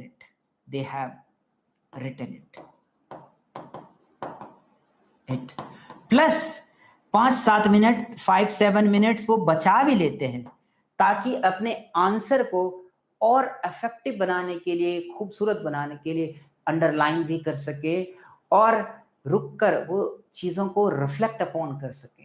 लेकिन जो इन स्ट्रैटेजी को फॉलो नहीं कर पाते हैं तो वो एग्जामिनेशन में तो जाते हैं, प्रिलिमिनरी सक्सेसफुल हो गए। आप ये मॉक दे के देखिएगा, जब आप लगातार मॉक देंगे, कोई 2-3 आप अच्छे इंस्टीट्यूट का मॉक ले लीजिए, और जो मैंने बताया है, जब आप थोड़ा सा एक नेव से या जो इनिशिएटर से थोड़ा एक स्टेबल, थोड़ा समझ आपका डेवलप बन जाए, उस समय पर आप कोई पर्टिकुलर टॉपिक पे आंसर लिखें, और उस आंसर को आप देखेंगे कि शुरुआत में जब लिखेंगे कितने मुश्किल हो जाता है उस आंसर को लिखना। लेकिन धीरे धीरे ये प्रयास अगर रहेगा तो आप लगातार इस प्रयास से क्या करेंगे, वर्ड लिमिट भी आ जाएगा, क्वालिटी भी इंप्रूव करेगा, और साथ में कम टाइम में उन चीजों को कर पाएंगे। और एग्जामिनेशन में क्वालिटी मैटर्स। तो आप ये आपकी स्ट्रैटेजी इस तरह की होनी चाहिए। आंसर राइटिंग 20 क्वेश्चंस, आपका मकसद ये होना चाहिए कि मैं मेंस के दौरान में 20 क्वेश्चंस मुझे लिखने ही लिखने हैं, किसी सूरत में मुझे कॉम्प्रोमाइज नहीं करना है। उसके लिए क्या करना है, लगातार आपको क्वेश्चन राइटिंग करना है। किस किस लेवल पर? 2 स्ट्रैटेजी बनाइए अपनी। एक प्रीलिम्स की स्ट्रैटेजी बनाइए। याद रखिए कि जो मैंने आपको बताया है, सिलेबस को आपके दिमाग में, जहन में चलते रहना चाहिए। उसके बुक्स आपको मैं डिटेल में बता दूंगा उसको कि क्या क्या बुक्स होनी चाहिए। This session is for the initiator, जो शुरुआती दौर में उनको ये समझ डेवलप करने के लिए। तो जो प्रीलिम्स की स्ट्रैटेजी अलग बनाइए और मेंस की स्ट्रैटेजी अलग बनाइए। मेंस जो शुरुआत जो होना चाहिए आपका, यू स्टार्ट फ्रॉम दिस, यहां से स्टार्ट करिए। सबसे पहले आपकी तैयारी मेंस की होनी चाहिए, और मेंस की अगर तैयारी हो जाएगी तो प्रीलिम्स भी अपने आप उसमें तैयार होगा। इसके लिए आप बुक्स तो कर ही रहे हैं, करते ही हैं आप, सारे बेसिक्स बुक्स को कर जाइए। And one thing is very important, market में बहुत सारे बुक अवेलेबल हैं। बेहतर है कि किसी एक बुक से, मान लेते हैं पॉलिटी हो गया, तो आप लक्ष्मीकांत को देख लीजिए, लक्ष्मीकांत को, इसके नोट्स बना जाइए और लगातार एक ही बुक को देखिए। ऐसा नहीं कि मैंने पॉलिटी पढ़ लिया, कुछ और बुक्स आ गए तो मैं उसको पढ़ रहा हूं, नहीं। एक चीज को 10 बार करना ज्यादा बेहतर है, इससे कि आप 10 बुक को कर रहे हैं एक बार, कॉन्फिडेंस लेवल कम हो जाता है, ऐसे कॉन्फिडेंस आपका बरकरार रहेगा। इसी तरह आप पॉलिटी हो गया, सारे सब्जेक्ट्स के बुक ले लीजिए, और लगातार एक न्यूज़पेपर जो भी आपको पसंद आए न्यूज़पेपर। लेकिन अगर मेरे पूछेंगे तो मैं कहूंगा कि हिंदी के लिए दैनिक जागरण दैनिक जागरण, राष्ट्रीय संस्करण जागरण। हिंदी के लिए आप दैनिक जागरण, पेपर में मैं बात कर रहा हूं, पेपर में दैनिक जागरण, और इंग्लिश में अगर देखें, इंग्लिश में आप कोई भी बेहतर जो आपको लगे, इंग्लिश में Indian express, Indian express plus Hindu. इससे क्या होगा कि आपकी वोकैबुलरी के लिए भी आपका मदद आ जाएगा। आप वोकैबुलरी भी अपने एक डायरी मेंटेन करिए, जिसमें वर्ड्स को लीजिए, वर्ड्स के मीनिंग को रखिए, और कोशिश करिए कि एक दिन में 5 वर्ड्स आप रात तक रिकॉल कर पाए, और उस वर्ड्स को धीरे धीरे इस्तेमाल करने की कोशिश करिए। क्यों? क्योंकि एक तो इससे क्या होगा, जो हिंदी पृष्ठभूमि के कैंडिडेट हैं उनको क्या फायदा हो जाएगा, उनको जब मेंस देने जाएंगे या प्रीलिम्स के स्टेज पे, दोनों स्टेज पे, प्रीलिम्स और मेंस, यहाँ पर क्या होता है कि सीसैट जो होगा, सीसैट में इंग्लिश के कॉम्प्रिहेंशन आएंगे, इंग्लिश कॉम्प्रिहेंशन होंगे, कॉम्प्रिहेंशन, और मेंस के समय में एक आपको पेपर होगा जो कि कंपलसरी पेपर है, कंपलसरी पेपर, पेपर कंपलसरी। और ये पेपर जो कंपलसरी पेपर है, वो पेपर में आपको पास करना ही है।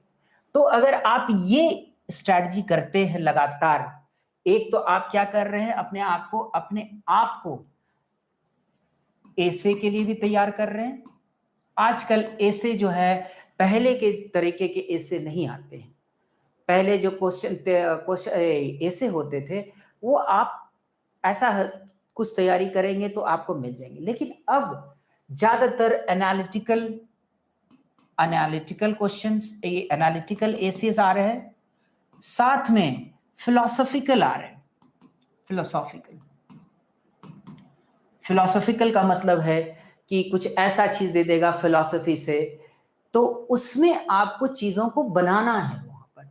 तो वहां पर क्या होगा, ये जब आप इस चीज को फॉलो करेंगे, यहां से लगातार जब आप करेंगे, तो आप ऐसे लिखने के लिए भी हो जाएंगे, प्लस जो आपने पूरे सिलेबस को पढ़ा है, यूपीएससी सिलेबस को पॉलिटी, ज्योग्राफी, अब रिपीट नहीं करता हूं मैं, ज्योग्राफी, इन सब से जब तैयारी पूरी कर लेंगे, इकोलॉजी भी हो गया, तो इनसे आप एक ऐसी स्थिति में पहुंच जाएंगे 10-12 महीने के अंदर में कि आप बेहतर आंसर लिख पाएंगे, बेहतर एक दूसरे से लिंक कर पाएंगे, लिंक आपका बेहतर हो जाएगा। और जब लिंक बेहतर होगा, आप ऐसे को अच्छा कर पाएंगे, जिससे कि आपके नंबर भी अच्छे हो जाएंगे।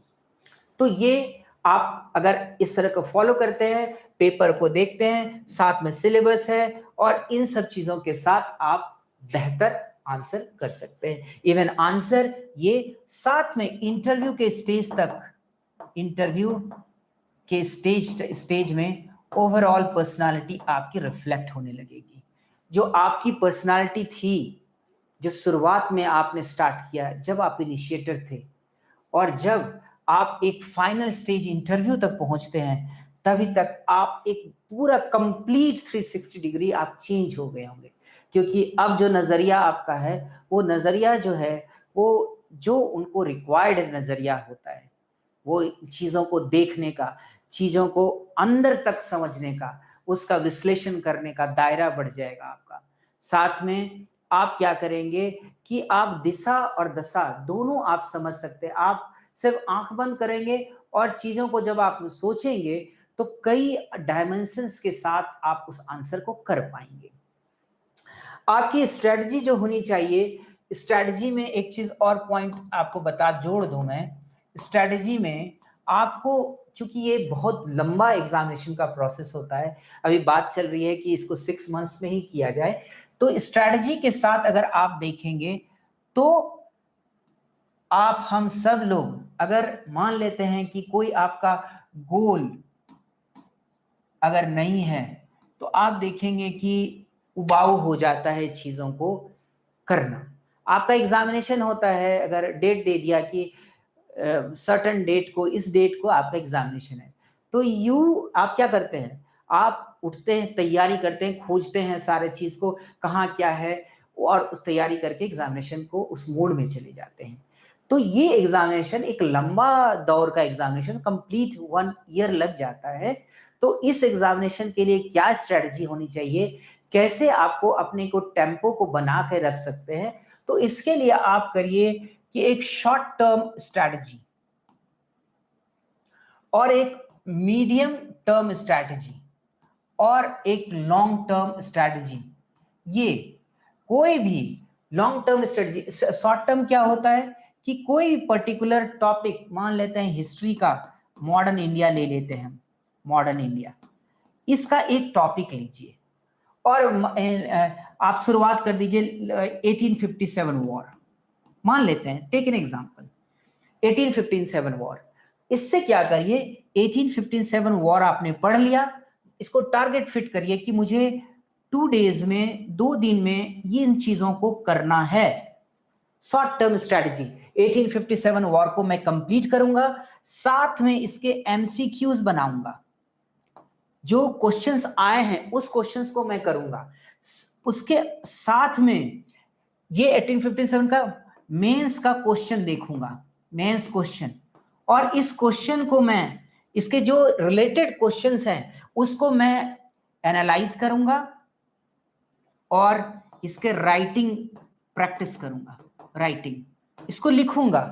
अब क्या होगा, जब आप ऐसी स्ट्रेटजी बनाएंगे तो 1857 वॉर से जितने प्लस प्रीवियस ईयर, जो प्रीवियस ईयर क्वेश्चन जो है इसके 1857 से रिलेटेड, वो चाहे यूपीएससी में पूछा गया हो या प्रोविंशियल सर्विस में पूछा गया हो, सारे क्वेश्चंस को आप कर जाइए। इससे क्या होगा, ये टॉपिक आपका तैयार हो गया। लेकिन मेरी पूरी स्ट्रेटजी क्या है कि पूरी हिस्ट्री, ये लॉन्ग टर्म स्ट्रेटजी है, हिस्ट्री कंप्लीट करना, ये स्ट्रेटजी है। तो ये जब आप छोटा छोटा कदम लेंगे, अपने टारगेट को सेट करेंगे, तो एक तो सबसे पहली बात, उबाऊ नहीं लगेगा आपको, बहुत इंटरेस्ट आएगा। जब आप इस तरीके से मल्टीपल चॉइस क्वेश्चन कर जाएंगे, प्लस आंसर राइटिंग मीन्स, जब तक आप ये चीज नहीं करते हैं, कहने का मतलब है कि जब तक आप इन चीजों को, mains question, answer writing, MCQ, ये नहीं करते हैं, आपके पढ़ने का कोई भी मतलब नहीं है। आपके पढ़ने से आखिर why we are here, we are not here to be academician, we are here to, हम किस चीज के लिए, we are here to compete, हम कॉम्पीट करना चाहिए, हमें, हमारा भी उस यूपीएससी के सक्सेसफुल कैंडिडेट के लिस्ट में हमारा नाम होना चाहिए।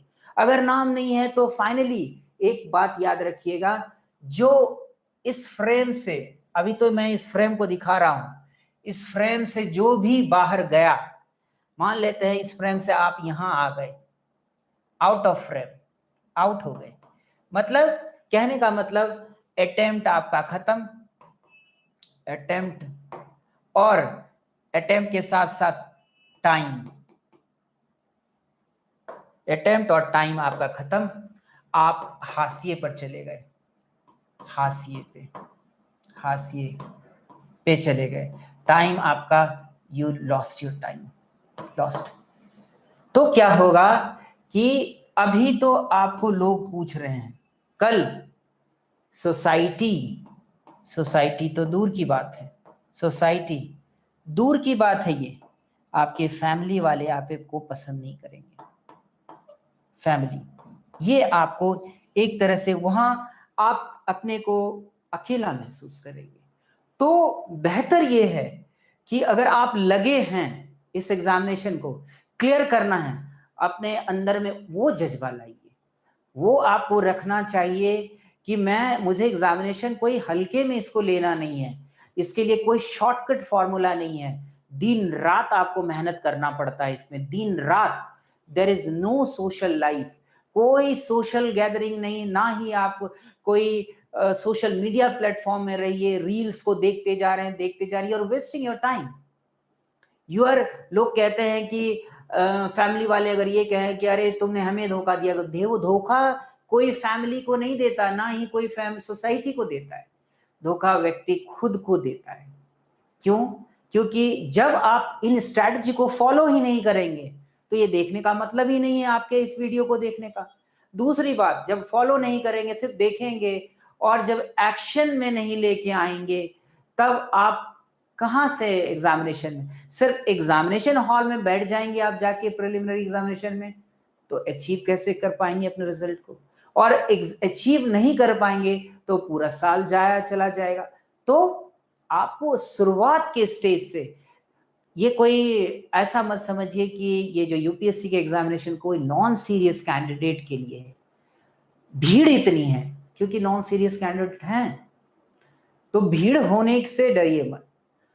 इसमें जो कंपटीशन देने वाले हैं, बहुत ही जो एक टफेस्ट कॉम्पिटिटर जो है, वो सारे चीज तैयार करके जा रहे हैं। And for that you have to, आपको खुद अपने को इतना संघर्ष करना पड़ेगा। यहां पर एक चीज याद रखिए कि हमें वो लोहार वाली आपको कहानी याद होगी कि लोहार एक हथौड़ा मार देता है कोई चीज को कि मैं जल्दीबाजी में कर दूंगा, चीजें हो जाएगी। नहीं, यहाँ पर यू हैव टू, रोज रोज आपको चीजें सीखने पड़ेंगी। रोज सुनार का टक टक टक टक वाला जो चोट है, वो आपको अपने पर झेलना पड़ेगा। लगातार कोशिश करनी पड़ेगी कि मैं आखिर why I am not able to answer questions, मैं क्यों नहीं कर पा रहा हूं और कैसे मैं प्रैग्मेटिकली इस क्वेश्चन को आंसर कर पाऊंगा। Why I am not able to write essay, essay अगर क्यों नहीं कर पा रहा हूं, किस जगह पर कमी हो रही है। आप ये एनालिसिस तब कर पाएंगे जब आप मल्टीपल चॉइस बेस्ड क्वेश्चंस करेंगे, थ्रू मॉक टेस्ट करेंगे। और मॉक टेस्ट भी अब जब आप कर रहे हैं, मॉक टेस्ट जब आप करते हैं, मॉक जब कर रहे हैं, तो मॉक में कभी सेक्शनल पे उतना ज्यादा खुश मत होइए। सेक्शनल पे कि सेक्शनल मान लेते हैं 1857 वॉर मैंने कर लिया, उसमें सारे आंसर सही कर दिया आपने। एग्जामिनेशन में 1857 से हो सकता है सवाल ना पूछे। आपको करना क्या है कि कॉम्प्रिहेंसिव कहने का मतलब क्या हो गया कि पूरे सब्जेक्ट्स, उस हिस्ट्री के पूरे सब्जेक्ट्स में, art and culture, architecture, ancient, modern, medieval, सारे से, और प्लस अभी जो अगर कोई मॉडर्न डेवलपमेंट हो रहा है हिस्ट्री में, उसको भी ध्यान रखना है। तब जाके अगर आप सही कर पा रहे हैं, अब means you are mature enough to handle the question. तो इस तरह से आप अगर आप करते हैं, इवन मॉक में तकरीबन आपको, अगर प्रिलिमिनरी स्टेज में अगर मॉक देखेंगे प्रीलिम्स के लिए, तो आपको मॉक कम से कम 40, 45, 50 के बीच में मॉक आपको देते रहना चाहिए लगातार। दूसरा बात, जब आप मॉक अगर मेंस के लिए देखेंगे, मेंस के लिए उसी तरह पे आप मॉक कम से कम 50-60 मॉक अगर आप लिख सकते हैं, और अभी से जो इनिशिएटर है, जो शुरुआत कर रहा है, और जो चीजों को आप वीडियो देख रहे हैं, इसके बाद से वीडियो देखने के बाद अपने को कॉम्प्रिहेंड करिए कि क्या मैं इसके लिए, इस एग्जामिनेशन के लिए बना हूं, क्या मैं इन आंसर्स को दे पाता हूं, क्या मैं प्रिलिमिनरी एग्जामिनेशन के क्वेश्चंस को लेके बैठिए, 5 साल के क्वेश्चंस को देखिए, क्या मैं नेगेटिव मार्किंग को मैं झेल सकता हूं, क्या मैं इस स्ट्रेटजी के साथ अपने को आगे बना सकता हूं, तब इसके अंदर आपको आना चाहिए।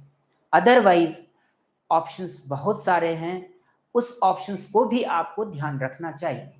तो मेंस में आपको इतने चीजों को, और हमेशा मैंने आपको बताया अपने शुरुआत से अंत तक के लेक्चर में, सेशन में, कि आपको सिलेबस को ध्यान रखना है।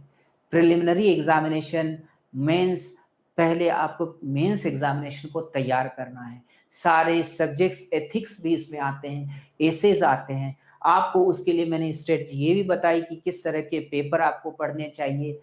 बुक्स के बारे में आपको जानकारी मैं अगर अगले सेशन में दे दूंगा कि किस तरह के बुक्स आपको हैंडल करने चाहिए। लेकिन कुछ बुक्स मैंने बता दिए, लक्ष्मीकांत उसमें हैं, ज्योग्राफी में आप एनसीईआरटी को आप कवर कर जाइए ज्योग्राफी में। लेकिन आपको एक पैरा पढ़ते हैं आप, लेकिन आपके पास क्षमता होना चाहिए कि पैरा को with all the ambit, with all things, आप उन चीजों को जोड़कर एक नया चीज बनाकर दे सकते हैं। ये आप में क्षमता होनी चाहिए। एक और चीज जो पॉइंट मैं आपको बता दूं यहां पर, कि आप में आपको एक कैलिबर आपके अंदर में वो इनबिल्ट सिस्टम लेके आना चाहिए।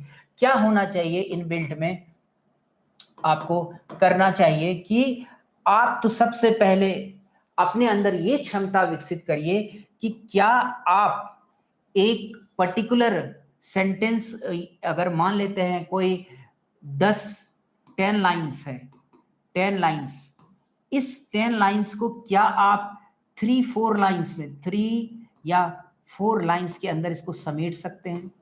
मतलब कहने का मतलब, क्या इसको आप संक्षेपण ले जा सकते हैं, संक्षेपण कर सकते हैं इसका? दूसरा बात, क्या एक पर्टिकुलर सेंटेंस को आप डिफरेंट डायमेंशंस, आयाम, या इसको आयाम बोल दीजिए,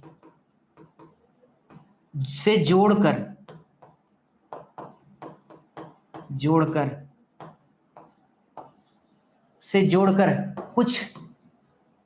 कुछ अलग लिख सकते हैं।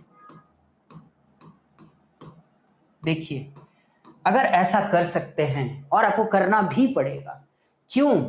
क्योंकि जो ब्यूरोक्रेट्स होता है, जब आप सुने होंगे नोटिंग्स करते हैं वो, तो ब्यूरोक्रेट्स के नोटिंग में वो लगातार बड़ा बड़ा पैरा होता है, लेकिन उसमें छोटा सा नोटिंग देते हैं वो। तो अगर ये टेक्निक आपको पता है कि हम किसी बड़े चीज को, बहुत बड़े बड़े, जैसे कॉमन मैन बहुत एक छोटा सा कोई मुद्दा होगा, उसमें लंबा मुद्दा उसको खींच कर बनाते हैं, ये होता है उसमें कुछ भी नहीं है, ऐसा तिल का ताड़ बना देते हैं। तो क्या आपके पास वो क्षमता है कि आप उस चीज को डेवलप कर सकते हैं कि मैं बड़े से बड़े चीज को, वही कहते हैं ना, गागर में सागर आप समाने की क्षमता आप में होनी चाहिए। साथ ही एक छोटे से बिंदु को स्ट्रेच करके लंबा आप लिख सकते हैं। इस तरीके की आपको इस क्षमता को विकसित भी करना पड़ेगा। क्यों? क्योंकि आप एक तो ये कॉम्प्रिहेंशन में आपको लैंग्वेज, ये इंडियन जो लैंग्वेज जो कंपलसरी पेपर होता है, उसमें आपको वो चीज करना पड़ेगा। प्लस साथ में जो एसे है आपका, एसे में आपको उन चीजों को आप अगर क्षमता विकसित कर लेते हैं, तो उन क्षमता से आप बेहतरीन ऐसे लिख सकते हैं।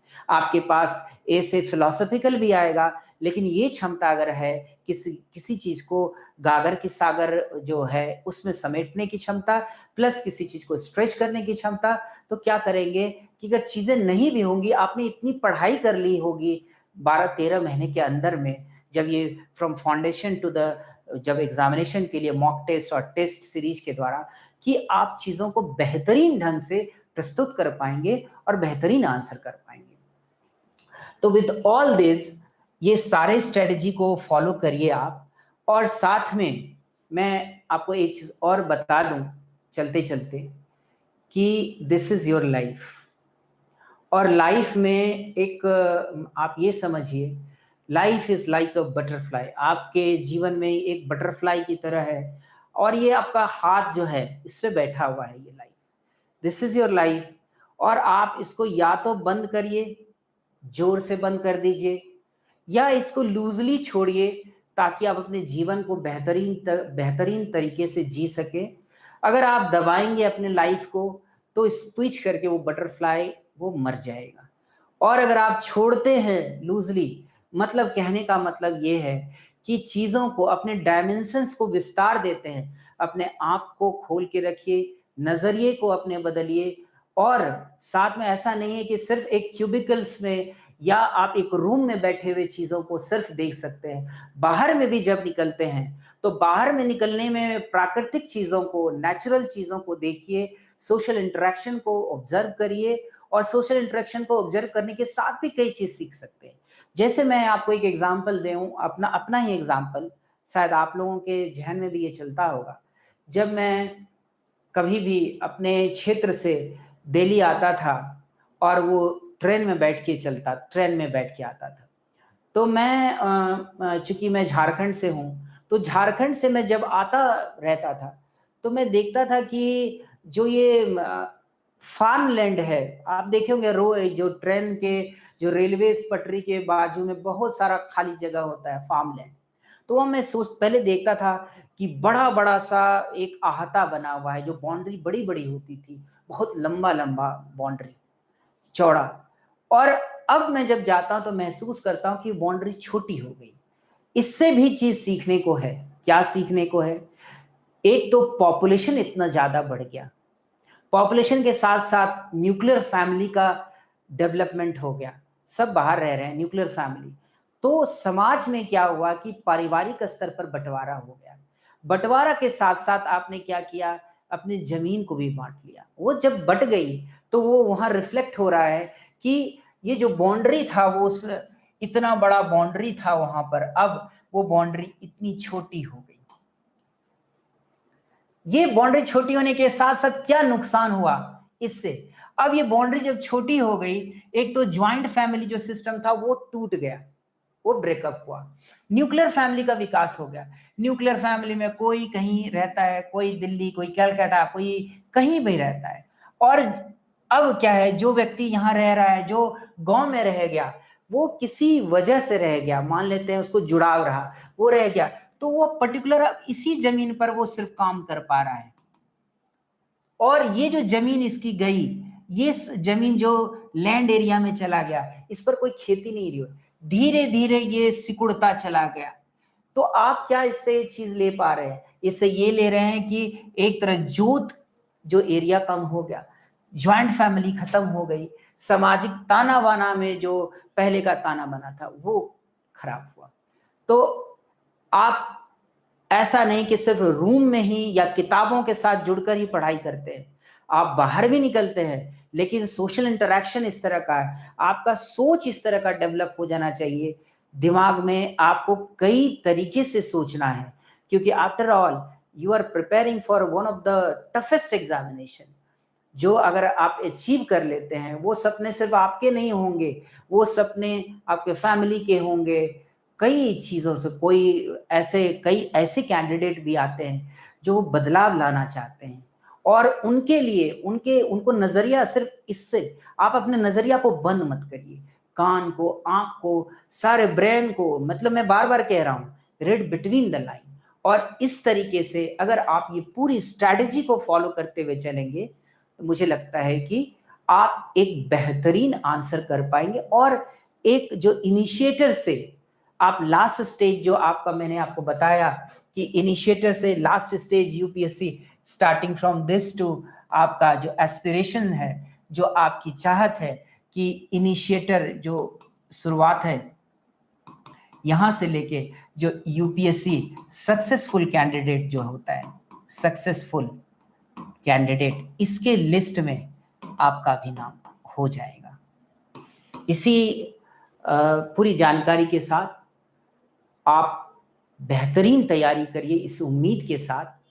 ऑल द बेस्ट और प्रिपेयर करिए और कोई भी अगर समस्या आए तो परीक्षा आइडिया के इस प्लेटफॉर्म पर आपका स्वागत है और आप चीज़ों को पूछ सकते हैं हमसे। Thank you.